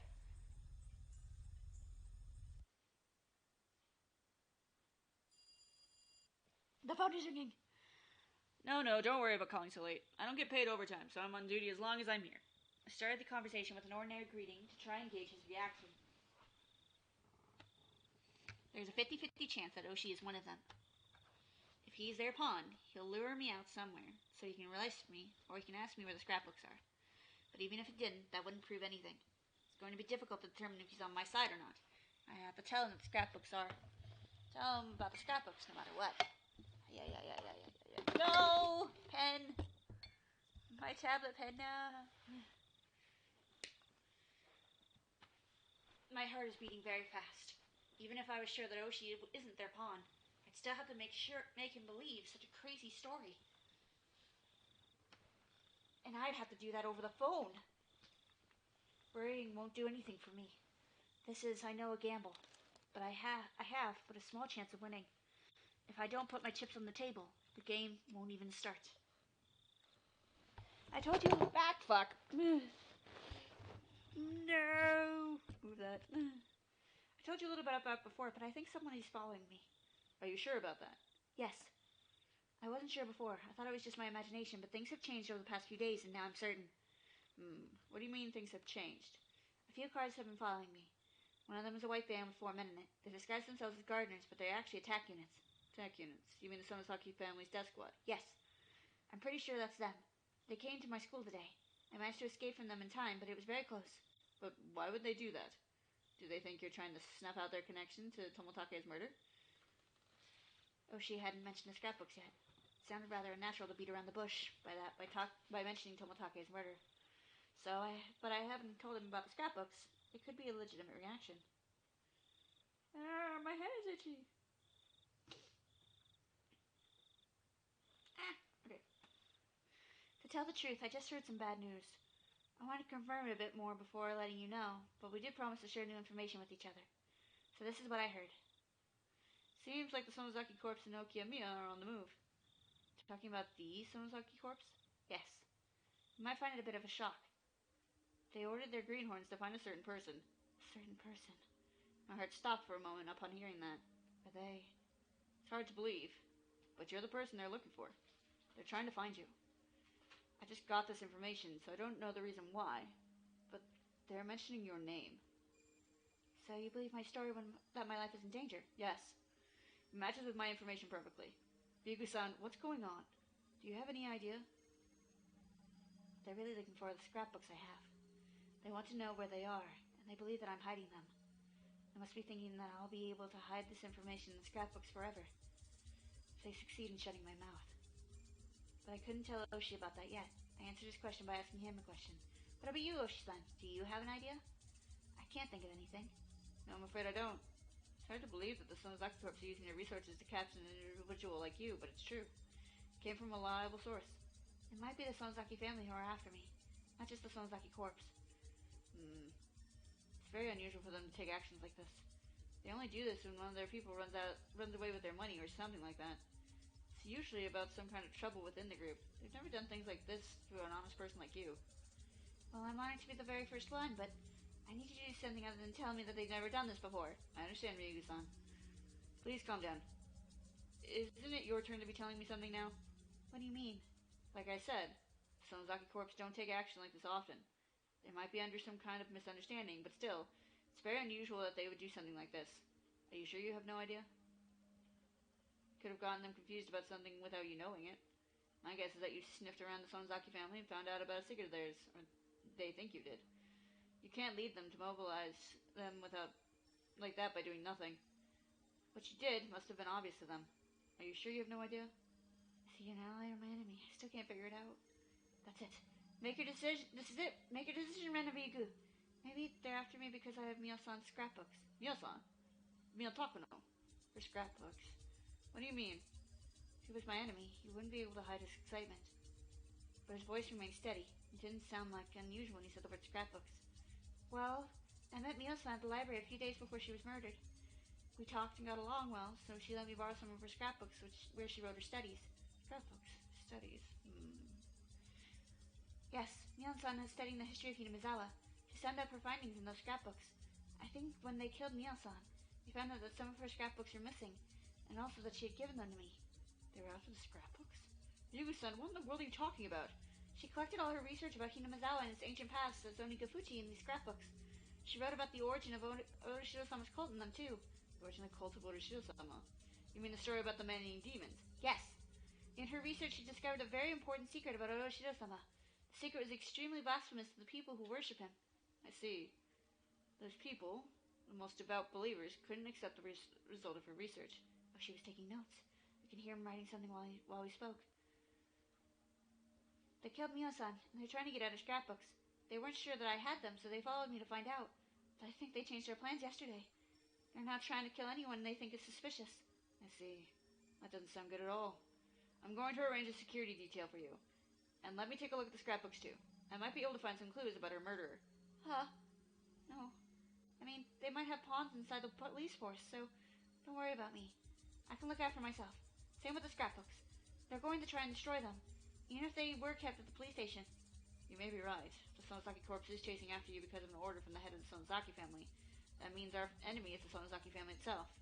So, I'm afraid I can't guarantee that we don't have a traitor among us. That's why I'm saying, please don't worry about me. But I have a favor to ask you. It's very important. Go ahead. What is it? According to Mio-san's research, there's a horrifying conspiracy at work in the shadows of Hinamizawa. It's about to be carried out in the near future. Conspiracy? What is that about? I got tense all of a sudden. If I tell him everything, it's going to sound like a big lie. I should leave out the bizarre-sounding parts for now. To actually make the story more credible. Fanatical worshippers of Otoshiro-sama are the ones behind the conspiracy. Since the Meiji era, belief in Otoshiro-sama slowly disappeared. So they're trying to revive the majesty of Otoshiro-sama to the people of Onigafuchi once worshipped. Go on, I'm listening. I'm just writing this down. According to Mio-san's research, the origin of the legend of Otoshiro-sama lies in a primitive endemic disease. People feared this endemic disease and called it the curse of Otoshiro-sama. And then someone like a doctor treated the disease, and was then worshipped by the villagers of Otoshiro-sama.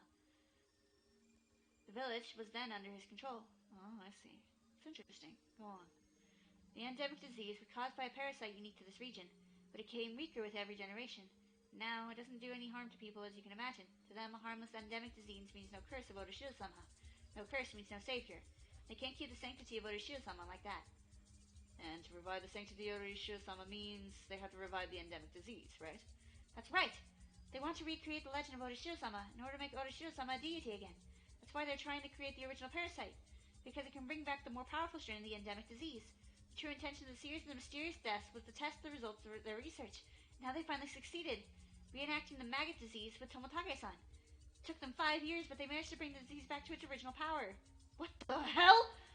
Their goal is to spread the parasite, use the cure they developed to save only those who believe in Otoshiro-sama, and create from them a paradise. Are you sure this is all true? Scrapbooks say that the most of the residents of Hinamizawa are infected by the parasite. There's medical evidence of its existence, too. Can't believe it. Damn it, that hag Onryu really is on death's door already. She can't cross the 6 on her own? This is indiscriminate terrorism. What the hell? The original parasite can only survive around Hinamizawa, but there's a high probability they improved it to be able to survive in a wider area. It's going to destroy not only Hinamizawa, but also Okiyamiya, or even the entire city, or the entire prefecture. Damn it. What should we do? Who's behind all this? It's the 3 families. Most likely the Sonozaki family is in charge, but I'm not sure if Onryu is the leader or not. I can only refer to them as they. I also have no idea how far this thing reaches. Do you know where they're doing all this research? I can shut it down. I don't know. It's not in the scrapbooks either. Do you have any idea? It must be the big facility to do that kind of research. You can use a garage for remodeling guns or something like that, but when it comes to parasites, I don't think that would be enough. Mio-san was a nurse at the 8A clinic. Do you think that could be it? I always thought it was a bit too big and fancy for a small village like Hinamizawa. The 8A clinic. They need to do specifically designed facility with advanced airtight containment, along with other considerations, to be able to do research on parasites like this one. It's easy to equate suspicion and research for the clinic facility. It also sounds too easy and a little cliche. At first I thought they converted part of the clinic into a secret research center, but it actually sounds a little too unrealistic. Anyway, I don't know where it is, so please find that out. Can't you just raid every suspicious place at once? As you know, we need a warrant for that kind of thing. There's a way I can get one even after doing a raid, but I need conclusive evidence that was actually the research building in question in order to do that. Oh, she is a police officer. If she's going to work as a police officer, he has to follow their rules. But they really are planning bioterrorism. There has to be a reason why they killed Mio-san so quickly. I think the reason is that their day of revival isn't far off. Okay, I understand. I'll try to do what I can. With an unthinkable plan like this, I'd imagine it'd be difficult to keep all the Sonozaki family members on their side. I'm sure there are some who are secretly against it. I'll try to make contact with those people. Don't worry, I'm very good at things like this. Oshi laughed to try and cheer me up. I was upset with the work of the police before, but Oshi's positive reaction is very reliable. He's what you might call an outlaw. Oshi's greatest advantage to me is that he doesn't exactly play by the rules. It's very encouraging he has that kind of skill, especially since we have to act both very quickly and without conclusive evidence. Police normally investigate incidences after they've happened, but that doesn't work in this case. This incident actually does occur. It's going to be a big disaster. Mio-san exposed such a horrifying conspiracy. I'm scared. She met with a very sad end. She was buried in a drum in the mountains of Gifu. I feel very sorry for her. Oh, right, I forgot to tell you something. We found something odd about her death. Something odd? Well, first I thought it had something to do with the case. But after hearing your conspiracy story, it might sound like nothing. The crime lab probably just made a mistake. Please tell me, I want to know. We promised to tell each other everything, didn't we? I don't mean to hide it. It's just that it might sound like a silly horror story. Ryugu-san, do you remember the night of Watanagashi? After the festival, you and 4 of your friends talked with Tomotage and Takano, didn't you? Yes, we did. We just talked for a few minutes or so, I think. Well, we found Takano's dead body that night, but the crime lab in the Gifu picture said that she had been dead for 24 hours when she was found. But that doesn't make sense. If that's true, she had to be dead the night before the festival.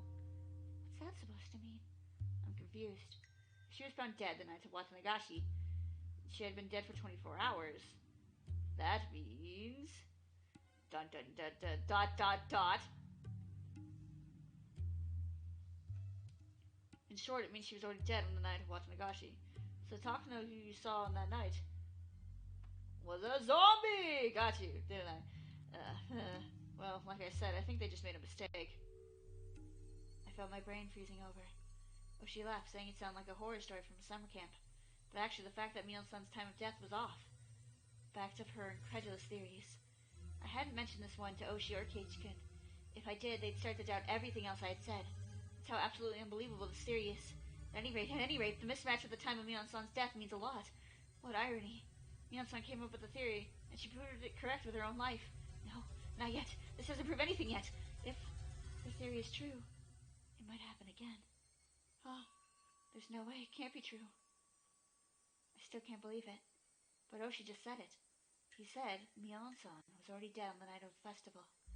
That means that Mio-san, who was walking arm in arm with Tomotage-san that night, wasn't Mio-san.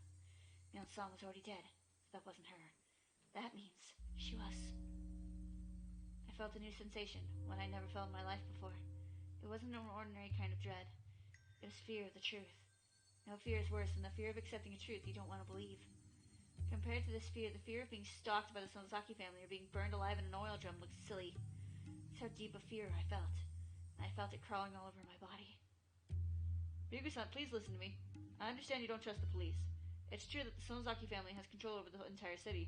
There's some traitors in my station, too. But you're in danger. You can trust me. I want you to trust me as an individual person. I can provide shelter for you. It's in a place nobody knows but me. Please, trust me. I don't doubt Oshi-san at this point. actually think he's very reliable. I would have said yes without a second thought, but the situation had drastically changed. Mionsun's death backed up this unbelievable truth. I trust Ozu-san. I believe he'll find the enemy and take them down. But I'd rather protect myself from my own than let someone else do it. If the unbelievable truth is real, then I couldn't trust anybody except myself. No, even myself might appear before me too. Oshi-san, thank you very much. Anyway, please find their research center and put a stop to their conspiracy. I'm going to hide somewhere for a while. I'll call you again. I noticed that I've been on the phone too long. I've been using this phone booth with the light on it in the middle of the darkness. In other words, I've been telling everybody I'm here.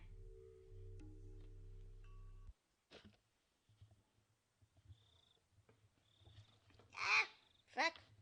Sorry, I'm moving my microphone again. Hop, hop, hop. Hello? Hello? Oh, she hung up. Oh, she wanted to talk more. Clicked his tongue and put the phone down. His junior, Kumagai, rushed into the room. Oh, she's on! It's getting really bad now. It's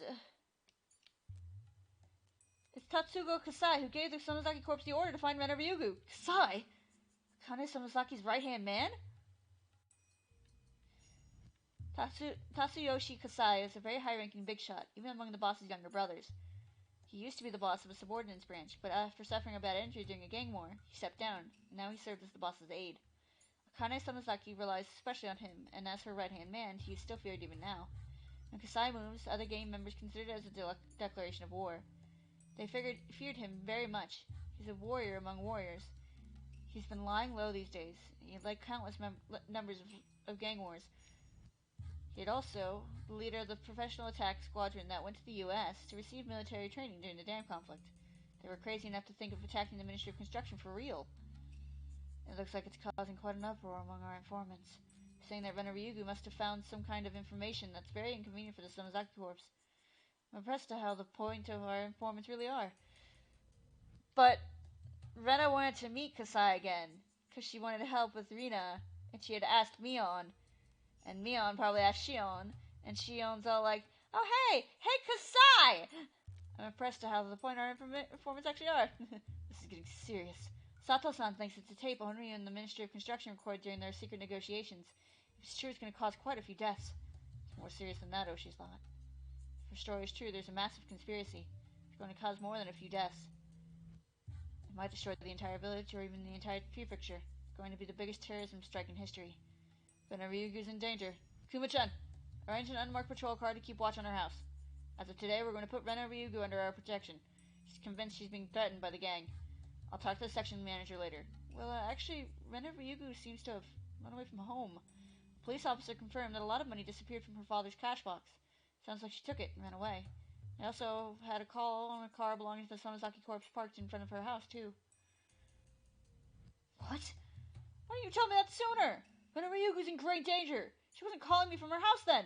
Need to find her right away. Give me a car. Arrest the people parked in front of her house. Get some guys over here. Coming with me. Yes, sir. Oh, this is turning into a disaster. Oh, this is going horrible. It's all bad. Shion! What? Rena's son wasn't at home? It's pretty late. Yes.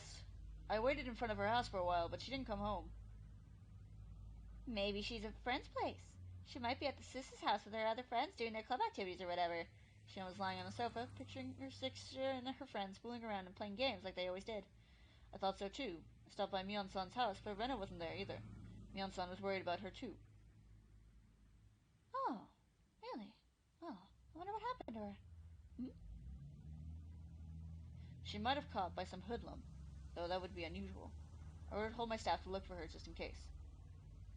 I don't think that's what happened. She's not as weak as she looks.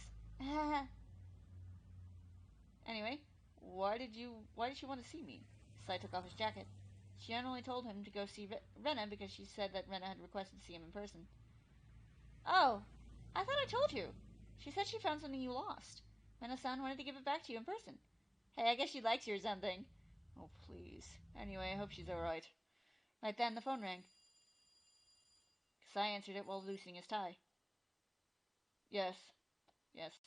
I understand. At once. Kasai sounded very serious, and Shion immediately figured out who he was talking to. Who was it? Was it my father? Yes. The Sonozaki family has sent out an order to find Rena-san right away and to bring her to the main house. You mean Onryu gave the order? I wonder what Rena-san did. Did she have to peel off her own fingernails? I hope Onryu goes easy on her. Poor girl.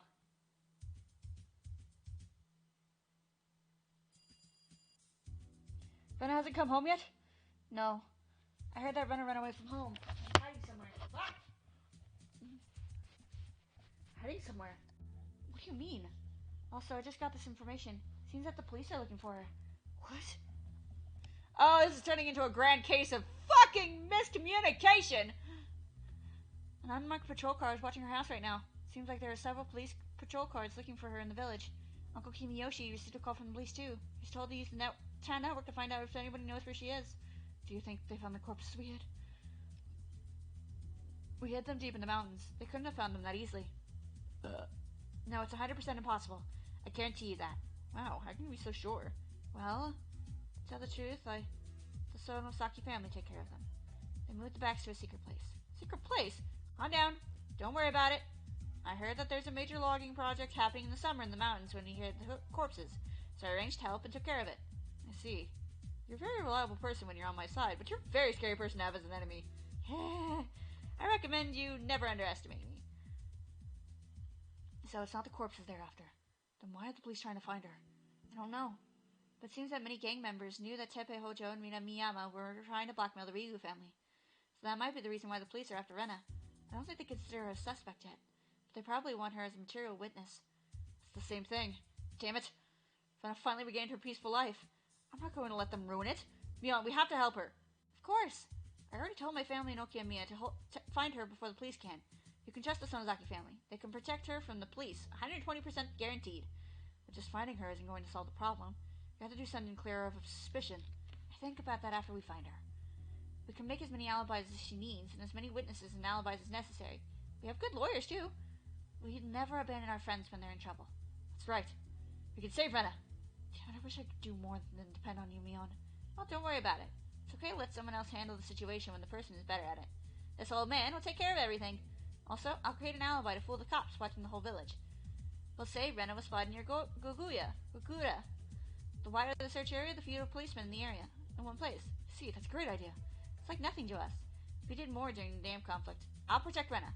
And Kei-chan? Rena trusts you more than anybody. So she might come to you. If she does, please protect her. And give me a call right away. Yeah, will do. Rena's a strong girl. She should be fine. She can overcome this. Yeah, I think so too. I hesitated to say something. Rena hadn't been her normal self lately. If she was her normal self, there had no doubt that she could overcome this. But she's super hella paranoid! Rena is deeply convinced that Takano-san's theories are true. Rena believes that the Sonozaki family is behind the conspiracy. I'm not sure she trusts the Sonozaki family to protect her. Don't worry, I'm her friend too. She'll understand once I sit down and talk to her.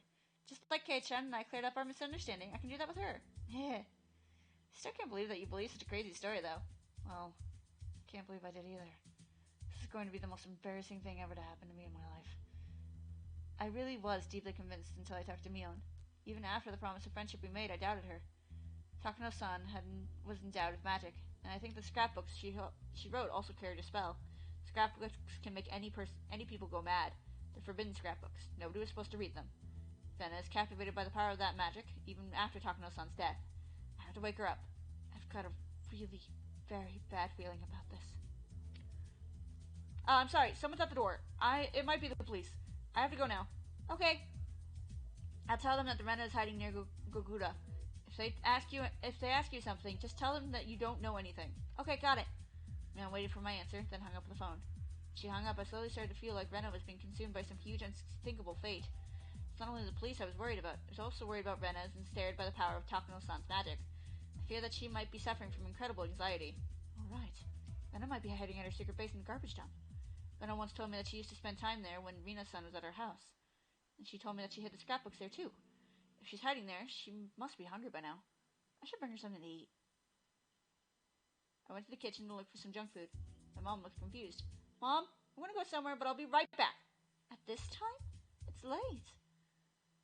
It's very important. I promise I'll be right back. And if Rena comes here while I'm gone, let her stay in my room. And if someone calls and asks you to know where she is, tell them you don't know and hang up, okay? My mom looked angry when I was leaving the house at so late an hour, but I rushed out the house before she could say anything. I grabbed the flashlight from the wall of the garage, got on my bicycle, and sped off into the darkness. The moon looked beautiful, but in a creepy way. I felt like something terrible was going to happen. I don't know what it is, but I know it's coming. Something is going to happen. The moon, seemingly knowing just what the something will be, looked like it was laughing at us, pacing back and forth in confusion. Damn it! Laugh all you want! Laugh at this funny story as much as you want. I'm not going to laugh. I'm going to fight. I'm going to smash through whatever fate is waiting for us. Benna, I hope you're there. Maybe my bicycle needs some oil? It's making a loud noise as I pedaled. Damn it, even my bicycle is laughing at us! Stupid bicycle, you made me look bad. Kicks bicycle, falls over. Shit! Stupid conspiracies. Going to go a little bit longer because I didn't do it yesterday. And because it's still early on in the night. Fuck it. I want to finish.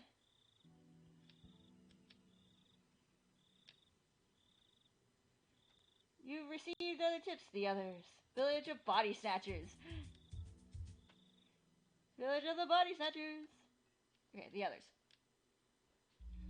I finished talking with Oshi on the phone and soon left the phone booth. Oh god, that text is like blood red now. I'm very worried. I realized something and a chill ran through my body. I was in a phone booth that stood out tremendously in the dark. Somebody must have seen me. I was certain I was being watched. I saw glowing eyes staring at me in the dark. It wasn't human. Was it an illusion? No. I knew who they were. They were the ones controlling the 3 families who ruled Hinamizawa. Its eye level was too low to be human, and its outline was vague. I knew from the past records that they were physically frail. The silhouette, which indicated its inhuman appearance, was unbelievably unrealistic, especially its protruding head. One of the scrapbooks I received from Mion-san described their appearance in detail. Their eyeballs were pure red like blood, and their bodies smelled like ammonia. Even though some of them have at times been captured around the world, all of them melted or disappeared, leaving no trace behind. The only traces remaining are the marks proving their descent to Earth. Right then, the impossible, unrealistic silhouette took a step closer, and it got closer and closer towards me, making a realistic noise as it crunched across the gravel. The noise pulled me back to reality. Don't come any closer, you monster! It kept walking towards me. It sounded like it was kicking pebbles everywhere as it walked. It's coming closer and closer. I was scared, so it said the same thing again. This time the glass door of the phone booth I was in started to rattle and shake. Bang! It made weird noises as if being struck by something. I screamed loudly in fear and started running. I ran so hard that I felt like my lungs were about to explode. Then I looked back to find that the thing was no longer chasing after me. Was it my imagination? There was no way it was just my imagination. I definitely heard the sound of gravel being kicked and the phone booth rattling. But I needed to calm down. Right then, I needed to make my heart stop beating so fast. I had to fight them eventually. The next time they appeared, I was going to strike back at them. I was going to squash their heads with my big hatchet. I'd protect Hinamizawa. It's my duty to do so. I won't allow them to do whatever they wanted. I saw the lights flickering in my head again. Rena! Rena, honey. You're going deep, deep down into a very, very dark pit. Even if I turned on the light in my hideout, nobody would see it because of the piles of abandoned cars in the way. While I'm aware of that, I decided not to turn it on, just in case. It's a bit scary to hide in a quiet place, alone in the dark, holding my breath. I had to keep myself busy with something. When my brain won't work properly, I don't even have the energy to think about what to do now. However, I don't have the courage to lie down to sleep and regain my strength either. Every time I thought I heard something suspicious, I gasped and stared into the dark. That's all I did all night. Oshi believes the Sonosaki family was behind the conspiracy, but he couldn't do much without solid evidence. For that, he needs to locate the facility where they do the research on the parasite. But we have no idea where it is. I think the EDA clinic is still the most likely site. I have no credible evidence. Really, I don't think they do research in a place so obvious. Even I could guess it. They might be using one of the bomb shelters that was built during the war as some kind of secret underground research center. Now that I come to think about it, I remember the secret building nobody's allowed to come into the premises of the Fudere Shrine. I think it's called the Ritual Storehouse. According to Mio-san's research, the Fudere Shrine is the center of the local worship of Orishida-sama. The priests keep the tools of ceremonies in the ritual house. One of the ceremonies is a bizarre festival, Watsunagashi, and so the shrine storage must be something very sacred. If I remembered right, Higurashi was also a medical ritual designed to vaccinate and immunize people against the all too strong parasites. That means the tools they used for Higurashi were medical ones. If my guess is right, the ritual storehouse is the most sacred place in the village, as well as the most appropriate building to use for medical purposes. It's suspicious. There might be a secret research center in the ritual storehouse. There's not! Ah, damn it! Police should be performing a raid on the ritual storehouse, not EDA clinic. Why didn't I think of that when I was talking with Oshi on the phone earlier? I hope Oshi realizes this too. Should I go back to the phone booth and tell him about the ritual storehouse? But when I thought about that, I heard a car coming closer. I held my breath. Not normal for a car to come here this late at night. Thought about many possibly scary scenarios that made me nervous. After a while, I saw the headlights of the car near the former dam construction office. The car must have passed me and gone to the office, but the deserted, empty office, there's nothing there. It's not a place where people should visit this late at night. While I was staring at the dark, the engine of the car stopped, and its headlights turned off. I saw two flashlights flicker in the darkness. Let's move to the office building. I was thinking I'm hiding there.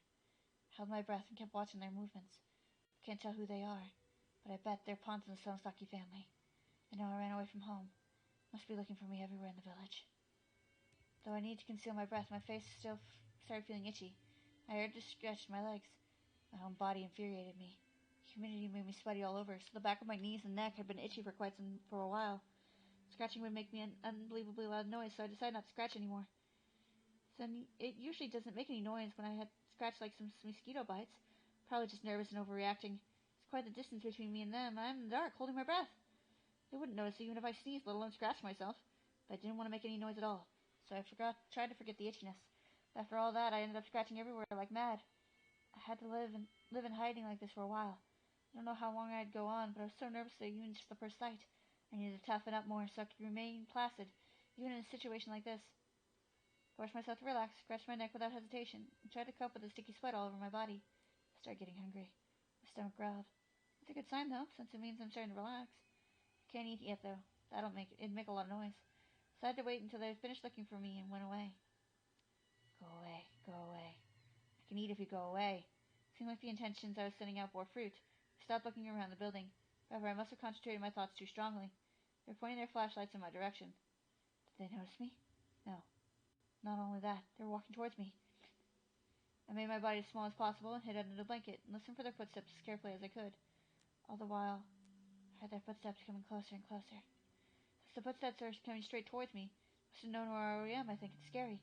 There's no way they already know where I am. If they do, they might have wasted their time looking for me around the office building, and they wouldn't walk as slowly as they did. It's just a coincidence that they're walking in this direction. Since I'm hiding under the blanket, I can't see who they are. I don't know why they're shining their flashlights, so I can't stick my head out from the window to see who they are either. I just have to stay motionless like a rock, so I sense they're gone. They stopped when they came near my hideout. I could hear their conversation. I don't think she's here. Let's look somewhere else. You look over there. I could tell by the sound of their footsteps that they went separate ways, that each of them were walking around the piles of trash separately. I made this hideout out of an abandoned car. I just redecorated it. So on the outside it looks like nothing more than an abandoned car.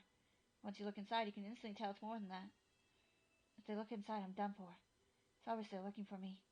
Are they a Sonosaki Corps attack unit? If they find me, I'll be killed for sure. I know all too well this place is perfect for murdering people. I killed 2 people here myself. If I can do it, there's no problem for them because they're real professional killers. Even so, there's nothing I can do right now. I just have to pray that they'll leave here soon. At that time, I heard a slight beeping sound. This is Atushi. I can hear you loud and clear. Yes. Gura? Yes, understood. What's wrong? Seems Renna Ryugu's in Gugura. Somebody saw her there. Man, that's it. We'll never find her now. What are we going to do now? It's an order. We're going to have to find her no matter what. We have to bring her to him. It doesn't matter if she's in Sapporo or Hakata. We just have to find her. It's impossible to find her, though. Do we still have to look? Renna Ryugu was Mio Takano's scrapbooks, and he wants them. He's pretty upset about it, so I'm sure they're worth a lot. So what are we going to do? Seems like he called the others, except the ones who were watching her house. So we should go back to the office, too. Let's have some barley tea or something. The one I can drink at work or the ones I can't? I heard their footsteps going farther, and I didn't hear them anymore. After a while, I heard the engine of the car starting.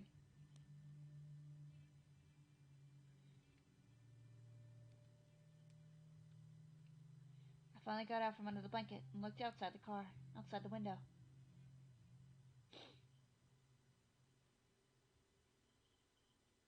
The car made a U-turn and drove away. The sound of the engine faded away into the darkness. Ha! Ha! Ha! Let her up! Let her up! Ha! Help! Ha! I heaved a sigh of relief. I scratched at all of my itchy mosquito bites, wiped the sticky sweat off of my face and neck, and allowed myself to cough. I heard their conversation clearly. They had the pawns in the Sonozaki corpse without doubt. It matches with what Oshi-san told me. They said something very important. They clearly said that they were after the scrapbooks. Up until now, I'd only assumed that they were chasing me because I had Mion-san's scrapbooks. I could have forced myself to believe it was just my assumption. But they said it loud and clear. They need to find Ren Ryugu. She has Mion Takano's scrapbooks. That's what they said. They also said that they were keeping watch on my house. I'm not surprised. That's exactly what I would do if I were them. I can't go back to my house anymore. It's out of the question. But, in fact, they said something that was way more important than any of that. They said Ren Ryugu was seen in Gogura. If I was in a normal situation, I'd probably think that someone saw a look-alike, and I'd laugh out loud. The situation is different now. Mion-san was dead, but she was at the festival. I'm here, but I was in Gogura.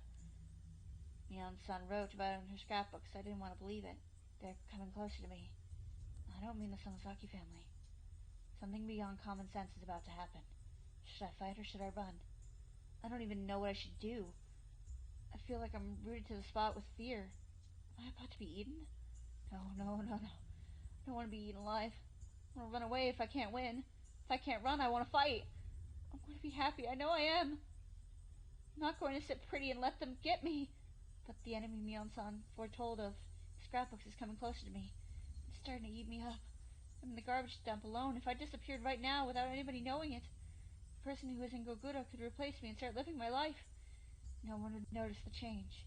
My father wouldn't notice it. My friends wouldn't notice it. It would replace me without having anybody notice. Wait. Many people close to me might have been replaced already. That's right. The Sonozaki family is plotting bioterrorism. It's only part of what they are planning. Mice possessed by them don't get scared of cats.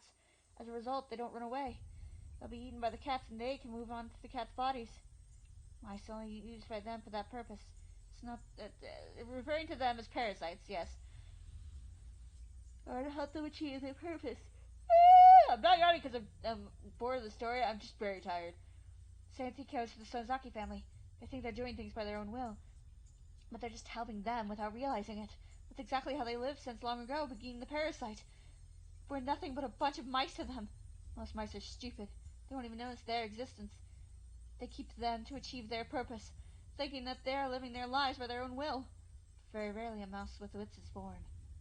The mouse notices he's being used, and also notices their existence. But nobody believes him, so it's not a big deal. He starts thinking that it was his mistake. He gets swallowed by them. Eventually he disappears. But even more rarely, a mouse appears with nowhere, notices their existence, and objectively proves it.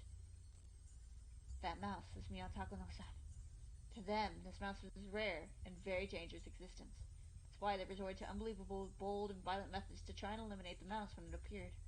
But surprisingly, we knew about those measures. But the stupid mice don't believe it. They don't notice that they are forcing them to not believe it, and that they are helping them in the end. They killed Mion Takano-san. And they tried to replace her. They made a mistake. Found the real corpse of Mion-san. That's why they failed to replace her. They'll try to kill me and replace me too. Or they'll replace my friends in order to get close to me. They'll look just like the real people, but they're totally different inside. Their abnormal existence that's beyond our imagination. I know they'll appear. No, they're already here. It appeared the day after Mion-san died. And it appeared in Gogura tonight. They'll keep coming. They're openly after me now. They'll keep coming. They'll keep coming. Right then I heard somebody coming down the slope.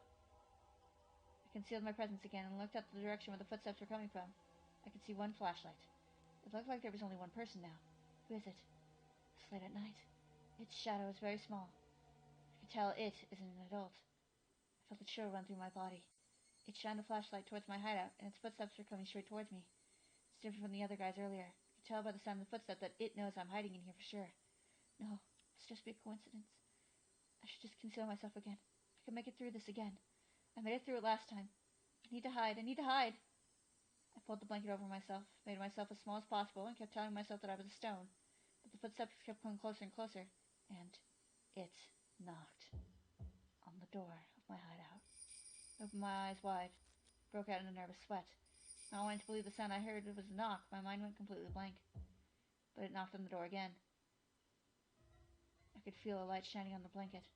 It might be shining the flashlight on me. But I still held back my fear. As long as I don't move, it can't put a finger on me. I keep telling myself that it's casting a spell. I try not to shake in fear. It laughed. It has laughed at me because I thought I was still hiding perfectly. But I still tried. Because it got out of the blanket. What are you scared of? I threw out the blanket and saw the owner of the voice. Rika? It is Rika-chan.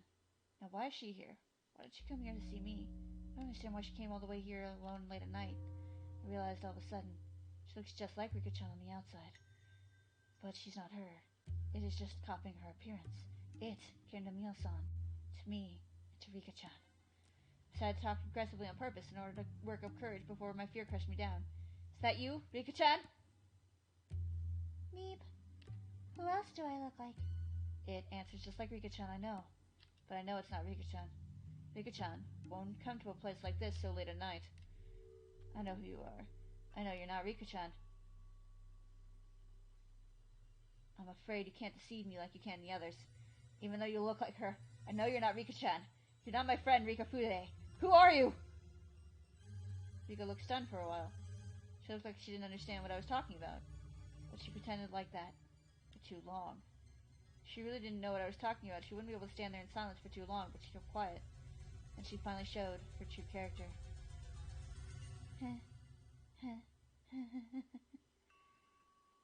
It laughed. It laughed at me because I figured out something that was almost impossible to figure out. That it was not Rika. Who are you? It didn't answer my question. It kept laughing for a while. Then it looked straight into my eyes in a way Rika-chan never did before, and it said this. I've lived for quite a long time, but you're the first one to penetrate my disguise. I always thought you had good intuition, but you're pretty good. She clearly spoke to me in things that I'm most afraid of. I was clearly shocked. It was like she told me everything that could possibly scare me. I didn't want to hear any of this. Something I can't possibly twist in a way that I can comprehend. Let's just say I'm Rika for now. It's been a while since I started calling myself that. Oh, really? It's been a while, huh? Just how long? Not that long. It's only been about 100 years. What? What are you talking about? I contradicted myself. I know the person who's standing in front of me isn't Rika, but at the same time I deny its existence. As long as humans hold this kind of emotion, they can never accept unknown existences. In other words, we can never accept them. You don't have to be scared. You're in the car. I'm outside of it. It's not easy for either of us to do something to the other. I think this is a perfect distance between us. No matter how long I've lived, Rika Fudere is still just a little kid. You're still stronger than me. I should be more careful than you, because you could snap and jump on me any time. I realize this creepy thing that looks just like Rika is only here to talk to me. I felt my tension fade away a little. But still, I don't know what she wants to talk to me about in a place like this so late at night. I'm like a fish on a cutting board. There's nothing I can do other than wait and see what's going to happen. I waited for it to make a move for all the while, and then it opened its mouth again. You're afraid of something. Am I right?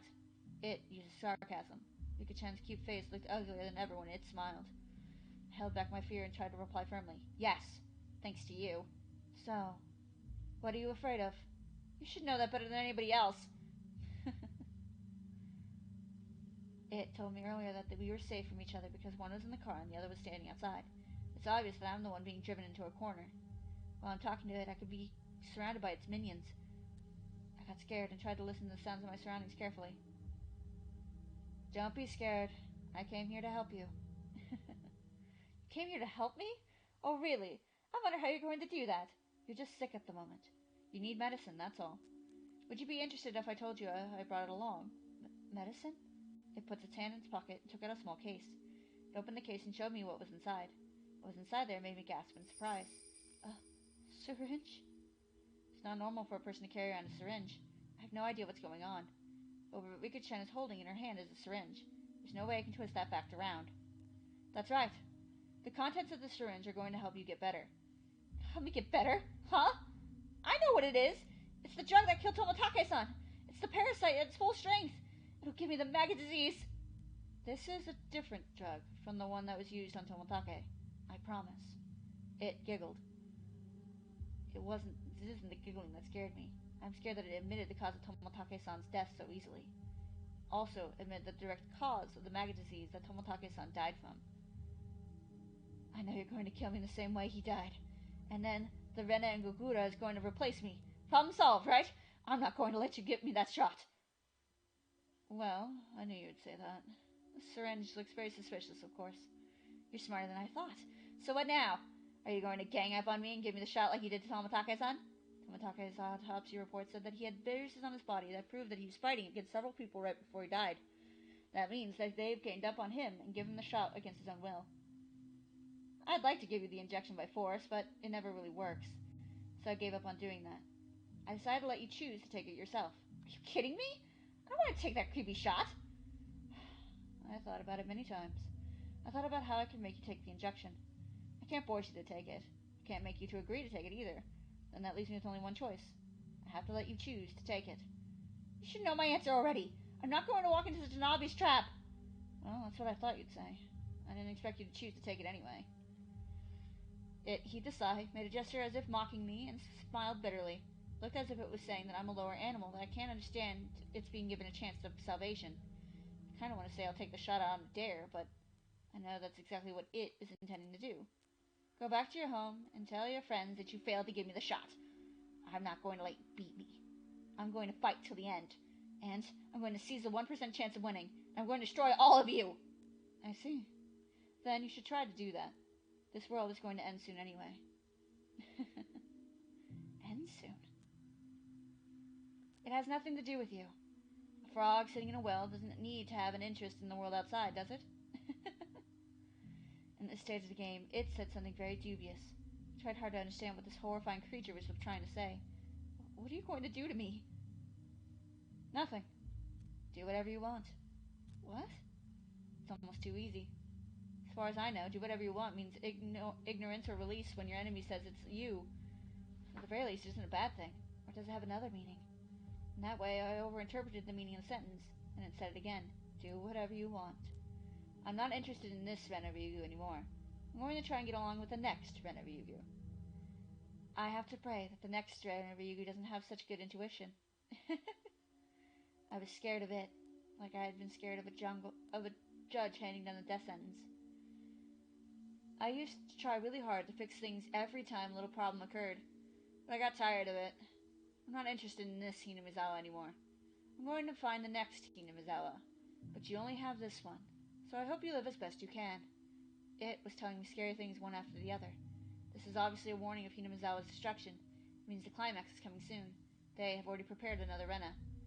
When I lose this fate, they are going to replace me with the Rena as if nothing happened. They're well organized. What humans are most afraid of in their lives is to lose all value. Your life becomes worthless when you're told that you have a replacement. It's like an indirect death sentence.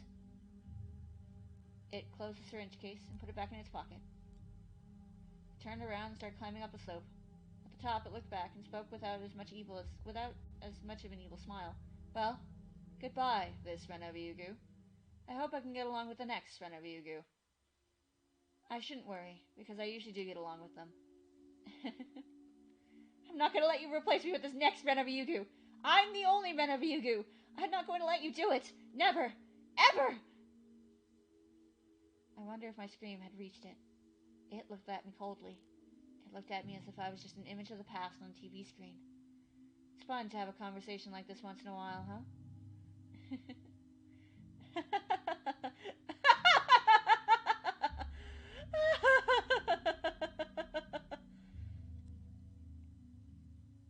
That laughter gradually disappeared into the darkness. It disappeared into the darkness as well. I was the only one left here. I'm forsaken, and they don't care if I disappear. They told me I should struggle as much as I want, because it doesn't matter anyway. They already have a replacement. they don't need me in their Hinamizawa anymore, because my intuition is too sharp. When I realized that, I noticed that this garbage dump is a perfect grave for me. Then I realized this place wouldn't work as a hideout anymore. I better start packing and move somewhere else. It told me to struggle as much as I want. I'm going to do just that, damn it. Damn it! I have to get ready to move out from here. I'm going to put everything back into my backpack. I have to leave here as soon as possible. The light of the flashlight wasn't enough to see by, so I turned the table lamp on. The light made things show up very clearly. When I reached my backpack, I realized something and gasped in surprise. The palm of my hand was covered with an eerie liquid. I thought I wiped off my Suki's sled earlier, but it wasn't my sweat. Where did this blood come from?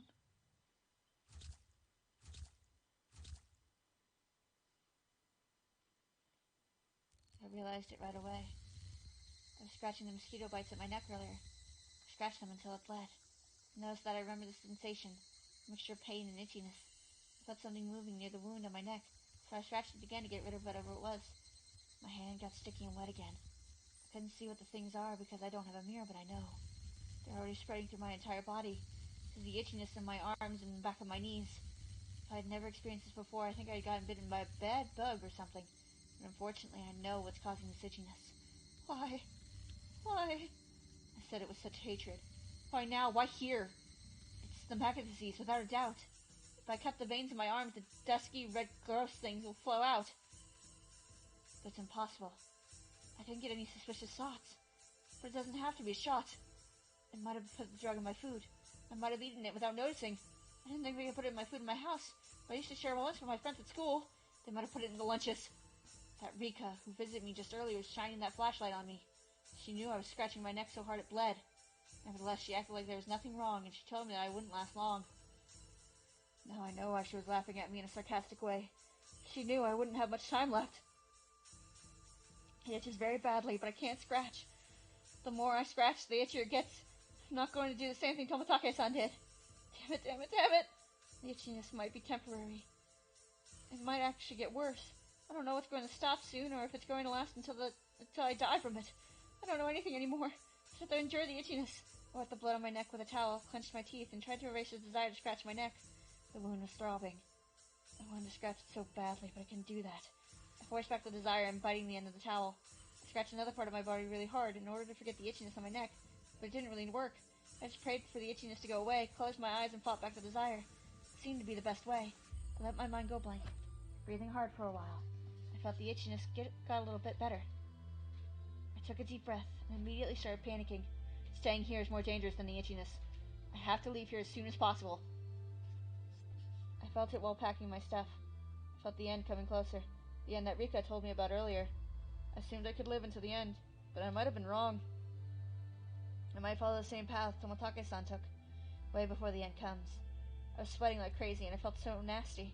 I know it's not sweat, but I'm going to think that it's sweat for now. I wiped my neck with a towel and hurried to leave. No, but Casey's on his way! Don't leave, Renna! Don't leave!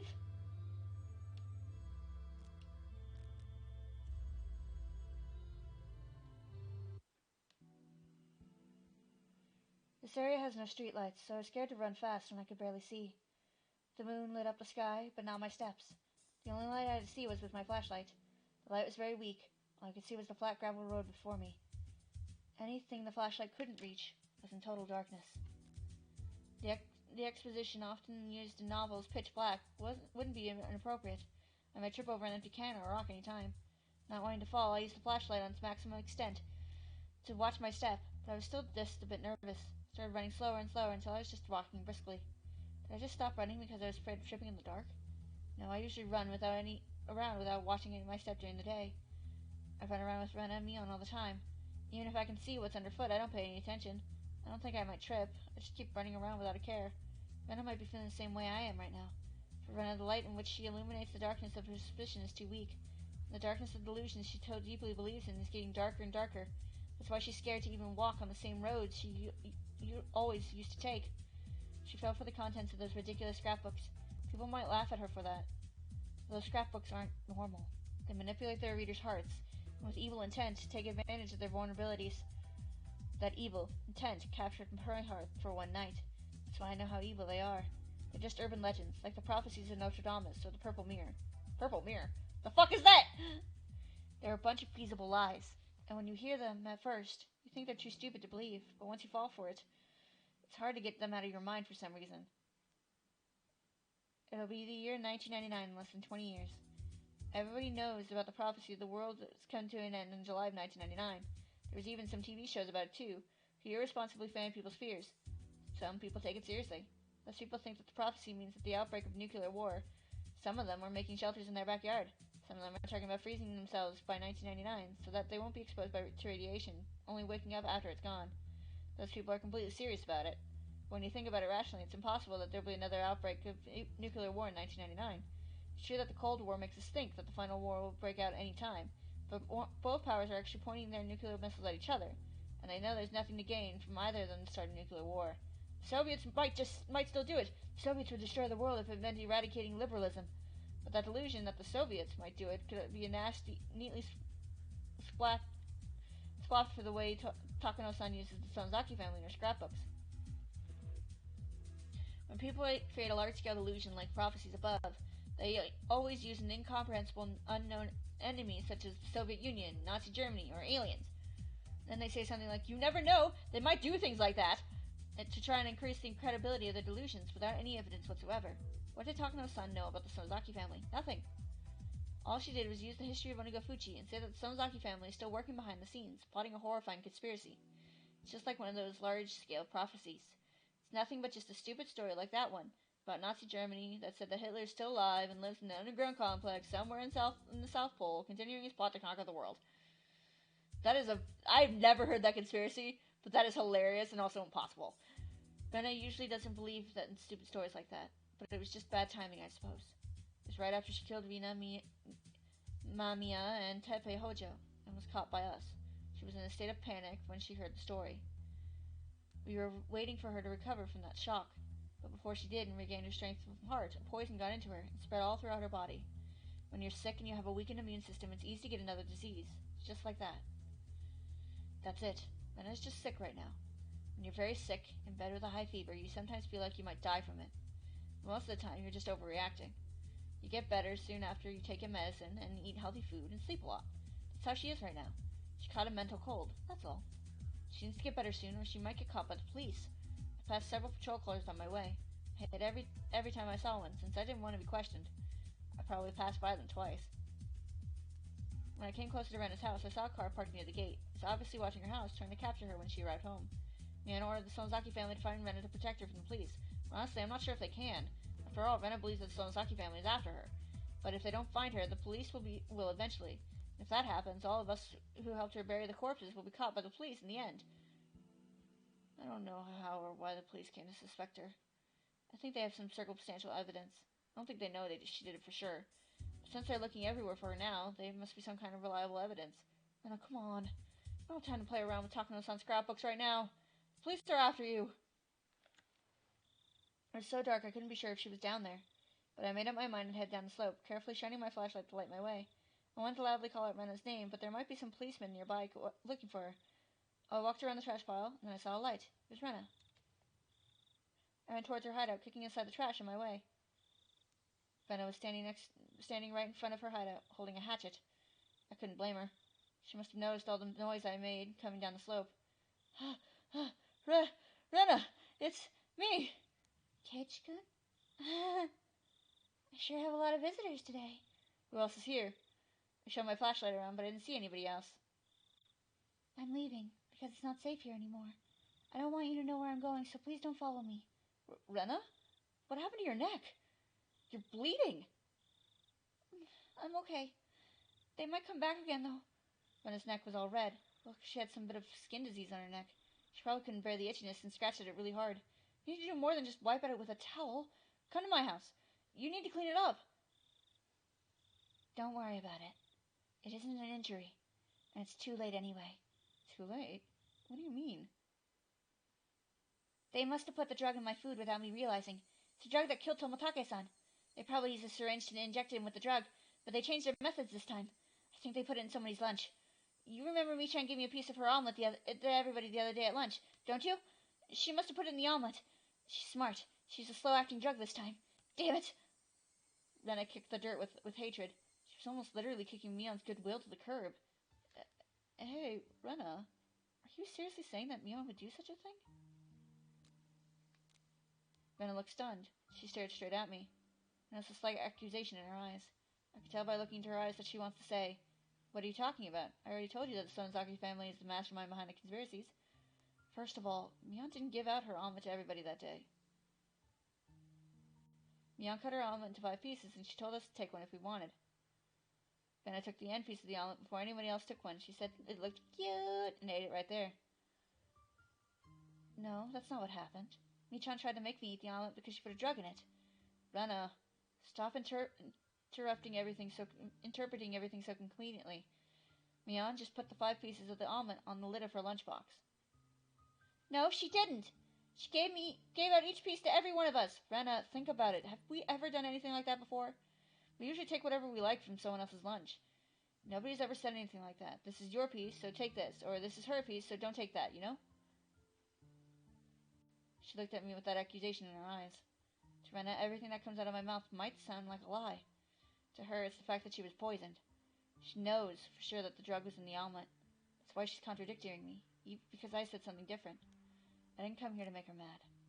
I realized this disagreement would only escalate her anger, so I decided not to. "Anyway, you said this place isn't safe anymore. Where are you going then?" "Well, I'll find somewhere.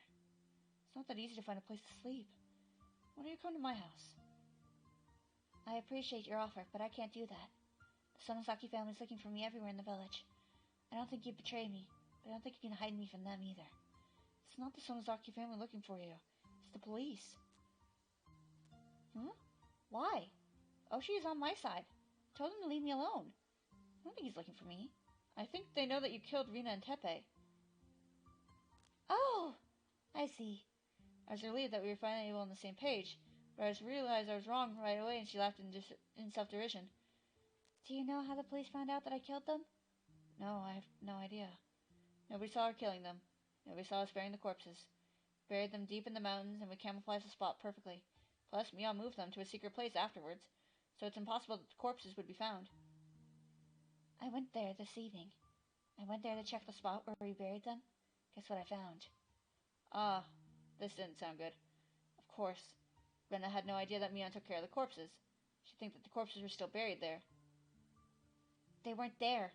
The corpses. Somebody dug them out and carried them somewhere else." "Rena, that's because, it's impossible that someone may happen to dig them up. I chose that place, so the only people who know about that place are me and my friends who were there." "That's right. Well, the thing is, I know who did it. It was Michan. They didn't want me to work with the police. They need to have some insurance, but I didn't think they'd use the police to find me. I guess they don't care how it looks anymore as long as I'm captured." "Come on, do you really think Mion would do such a thing?" "She did! Michan sold me out!" "No, she didn't. Mion is your friend. We're all on your side no matter what happens. Even if the whole world turns against you, we're still on your side. Even if the whole ocean evaporated, Mion would never sell you out." "I don't understand why you're defending her." "It's just the opposite. I don't understand why you're doubting her." "That's simple. Mion-san revealed the existence of the conspiracy to me, and the fanatics are—" "Shut up! Shut up! Sorry, I didn't mean to yell at you like that. I apologize. So please listen to me. The corpses are gone because Mion dug them out." "See? I told you! Listen to me until I finish! Okay? Mion dug them out because she found out the place isn't going to be safe for much longer. There's a logging project scheduled to begin in that mountain this summer. That's why. That's why she dug them out to save you from being caught."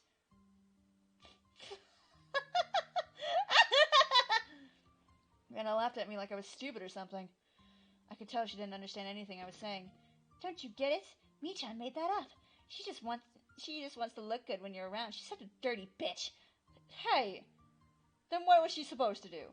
Are you saying that she should have left the corpses there, knowing that the Forestry Service would find them this summer? She couldn't do that because she's your friend."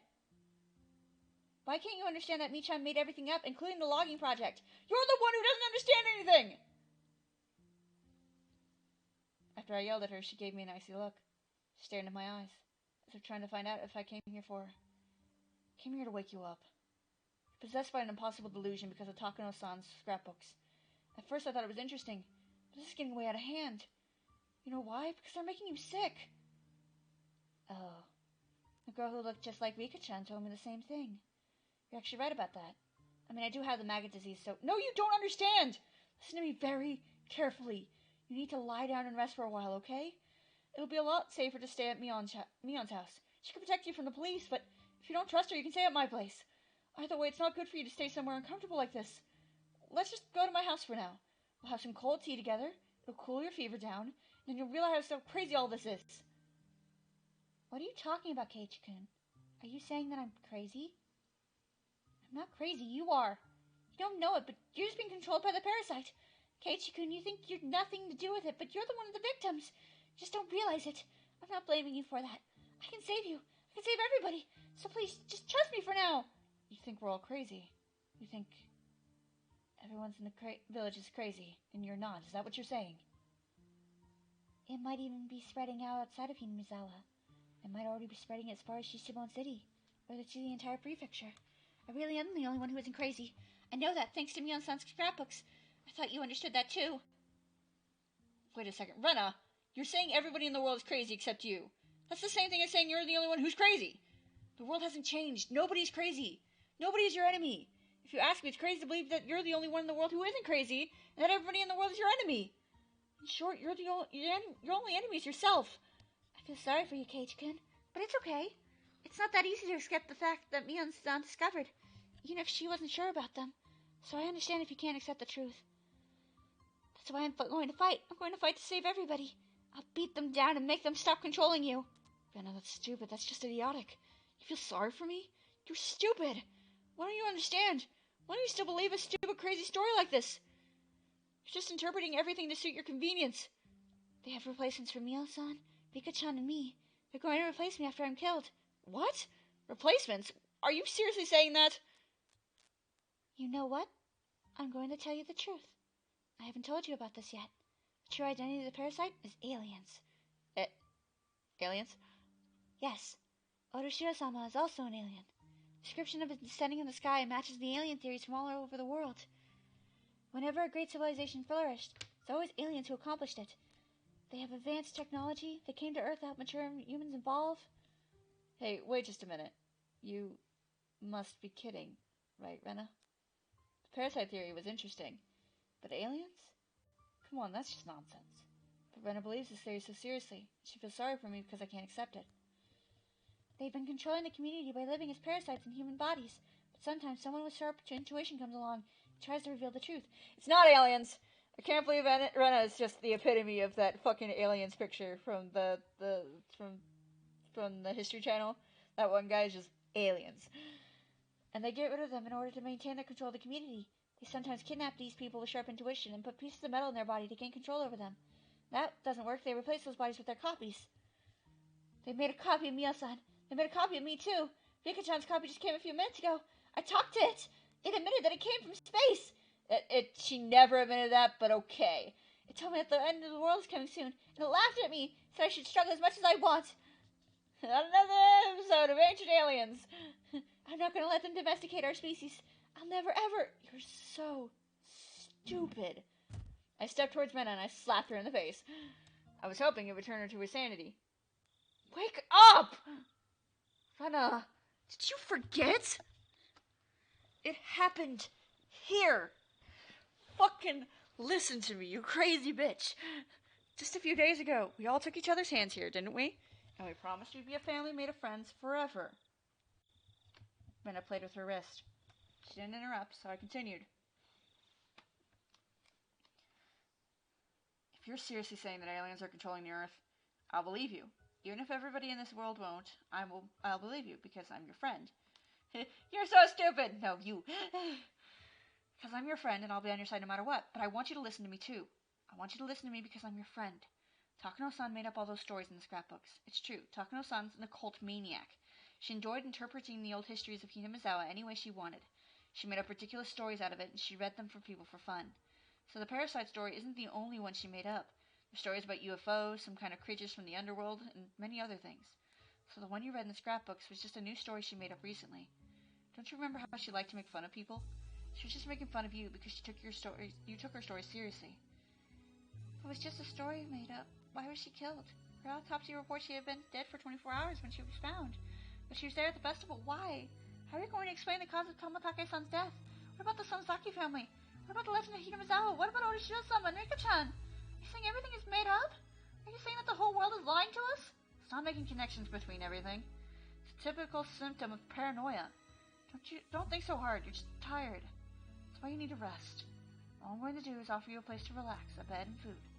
If you can't trust my food, you don't have to eat it. Eat whatever you have. Anyway, please just trust me for now. My story makes more sense than yours. I have evidence to prove it. But all you're saying is that I should trust you. Isn't it obvious who is right? Yes, it is obvious. Me. I'm right. How can you be so sure? It's easy. It's because I'm your friend. Friends never betray one another. Friends always help each other. So you have to believe that I'm right, even when the world says I'm wrong. Because I'm your friend. I heard a thud. Rena dropped the hatchet. She staggered, holding her head in her hands. She was muttering something, and it looked like she was asking herself questions. He wants me to trust him, but he has no evidence to prove he's right. He's being absurd. Or maybe he's right and I'm wrong. Am I really just misunderstanding everything? Yeah, it's a deeper red now. It'd be wonderful if that was true. I wish I was wrong so many times. I wish Mion-san's scrapbooks are nothing but a bunch of stories and the parasites didn't exist. Some coincidence happened to connect together, and if I interpreted them the wrong way, I really wish that was the case. Don't give up, Renaryugu. Be cool, Renaryugu. This guy has poison in his words. He's trying to make advantage of my weakness. Everything's too obvious to not believe. It's obvious that the aliens are trying to invade the Earth. Used this village as their base ever since it was called Onigafuchi. Rena! Keiichi-kun is a victim of being controlled by them. He's just a victim. But when he grabbed my wrist really hard that day, I could tell his intentions were true. I still remember the strength of his grip on my wrist. He tried to save me. His friend. I got lost in this crazy delusional maze many times. I prayed over and over that somebody would help me. And now my prayers are answered. Keiichi's reaching for my hand again. But don't forget, Renaryugu. This guy says he's your friend, but he hasn't told you everything about himself. Don't you remember? Oshi-san told you about it. He told me that he found out. I couldn't trust my friend, so Oshi-san checked everybody, including Keiichi-kun. That's why I know about what he did before he moved here. Looks like he's a good guy on the outside, but he's crazy on the inside. I can't trust him. I shouldn't trust him. So what? I don't care who he was before he moved here. I did many bad things in Ibaraki, too. I did many unforgivable things. I hurt my friends really bad, broke the windows at the school, and I got the fucking shit. I got suspended. I was a very bad girl.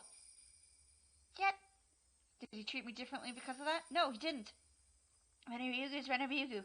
He'll forgive me because it's Renaryugu who did all those bad things in Ibaraki. He won't forgive me. I should know better. Keiichi Maebara believes that I'm a kind and modest girl. Because he doesn't know Rena. If he found out about Rena, what would he do? He wouldn't do anything. He wouldn't be scared of me. Rena is Rena. Rena is a different girl. The same goes with Keiichi-kun. I don't care who he was before he moved here. We're even. Are you okay, Rena? Don't touch me. Rena knocked my hand aside when I reached for her. You keep saying you're my friend. You want me to trust you because of that. You want me to believe that you're right even when the world says you're wrong. Are you out of your mind? It's more delusional than anything else. I don't care what you say. I'm your friend. Everything I say for your sake. Don't doubt me. I know I'm right. Really? Then can I ask you something? Yes, anything. Friends don't keep secrets from another, right? Of course. I'm not hiding anything from you. You're lying. I'm not. Yes, you are! What's so funny? Keiichi-kun, you can keep a secret from me, don't you? I know everything. I know what you did before you moved here. I know. I felt like my entire body was covered in frosty needles. My body and mind froze all of a sudden. I don't believe this. How come she knows about that? I asked Oshi-san to check on everybody. Everybody. That's why I know what you did before you came here. Stop it. You got it all wrong. You only targeted little girls. I had to tell Sadako-chan and Rika-chan about it. I can't believe dangerous people like you were near us the whole time. No, it wasn't like that. It just turned out that way. A series of attacks on school kids. Bravo! It has a strong impact on the series of mysterious deaths of Hinamizawa. No, it wasn't like that. It wasn't like what? You shot little kids with BB guns when they were walking alone on deserted streets. What a horrifying incident. It instilled fear in the whole city for a while. Members of the PTA had to watch the kids on every street corner when they walked between home and school. You shot one of the girls in her eyes, and she was badly injured. Fortunately, the damage wasn't permanent. You had a BB gun, and you only shot little kids. How disgusting. What made you enjoy it so much? You must have really enjoyed it because you continued to do it for a long time. But then you turned yourself into the police, and accompanied by your parents in a crisis of consciousness. You couldn't even take responsibility for your actions on your own. Juvenile law was kind to you, wasn't it? It prevented your name from being disclosed to the public or the victims. I bet your family spent a lot of money to protect you. He paid a lot of compensation to settle the case out of court, and he had you placed on probation. After the case cooled down, you used the power of money to once again move far away from the city. Everything is solved, right? You're lucky that your father's so rich. No, wasn't like that. Why didn't you tell us about it? You told me that you did nothing but study at your previous school. Why'd you lie like that? I'm sorry, I didn't mean to lie. I thought friends didn't keep secrets from one another, right? So that makes you not my friend! The blades of her words hit hard. They made my eyes bleed. The blood was clear and it tasted salty. I can't trust you because of what you did in the past. Don't ever think you can hide it from me. I remember how deeply I regretted it. I couldn't regret enough. I wanted to forget it, but I couldn't. I made a stupid mistake. Why does she have to bring it up right now? I apologized and accepted everything, and I moved here to put it behind me. I wanted to have a fresh start in Hinamizawa. I swore to myself to live a clean life from then on. Everything is ruined now. I'll be a criminal, no matter where I go. I was stressed out with my exam studies. I was frustrated. I randomly shot people. I didn't care if it was boys or kids, girls or kids. Why did I have to do something so stupid? There was no reason. I had no reason to do that. I just wanted to get someone's attention. I didn't have the courage to tell my parents that I didn't want to study. I just wanted somebody to scold me, so I used a childish way to get attention. I regretted what I did. I swear I'll never do something that stupid again. If I do it again, they can send me to chair. If there was something I could do to completely be forgiven, I'd do it, no matter what it was. But no matter how deeply I regretted it, no matter how long I atoned for my sin, I'll never be forgiven. That's why I wanted to sweep the whole thing under the carpet and have a fresh start. I had nothing to say if somebody tells me that forgiving my sin is an act of cowardice. Sins are sins. You can't just get rid of them. You have to carry them for the rest of your life. Now that's the fate of a sinner. If I don't want to live like that, don't be a sinner. I understand that logic too. But then how are sinners supposed to live? Anyway, you're not my friend. I'm not going to take any orders from someone who isn't my friend. I need you to leave me alone for a while, okay? I didn't notice until she spoke out that I was on my knees, hanging my head. When I picked up the hatchet she dropped earlier, I watched her hit my head with it. I wanted her to hit my head with it. Yeah, that's right. If anything was going to be torn apart, I'd rather it be my body. Compared to the pain of my heart being torn to shreds, I'd rather she cut my head off.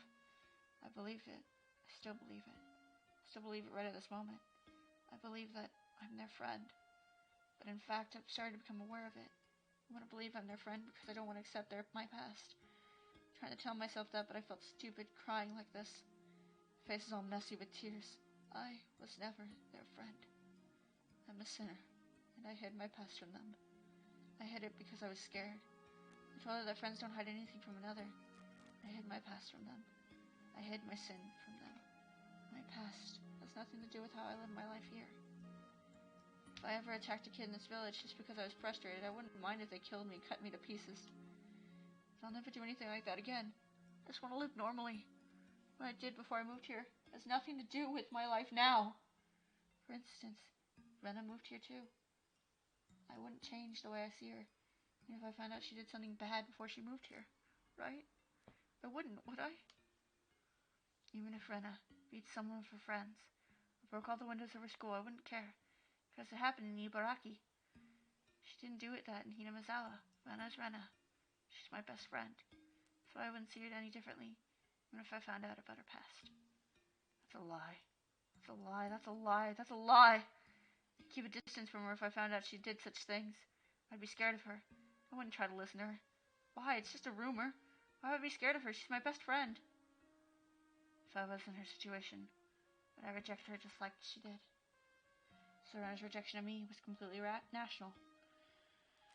So, what was I supposed to do? I was the only one crying. And I wasn't crying. She looked at me as she was looking at something dirty. After giving me a nasty look, she disappeared into the darkness. Benna didn't forgive me. There's nothing I could do to atone for my sin but to keep crying, sitting down on my knees. Oh, poor Kage-kun.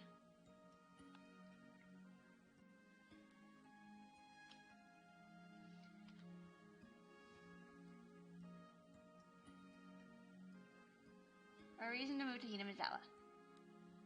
I just want to live normally with a picture of a gun. Probably a BB gun. I don't remember how many years ago it was. There was this beautiful village surrounded by nature. But the village was going to be submerged in water because of the new dam project, and the villagers protested it in masse. They held a sightseeing tour so people from other places could enjoy the local beauty. I joined the tour out of simple curiosity. I wanted to take a look at the nature that might sink under the water. But when I got there, the place took my breath away. The air was so clean and clear. The landscape was beautiful beyond words. Since then, I was hooked on the inspiring nature of this place. I fell in love with the village so much that I was very glad that I heard that the dam project was cancelled.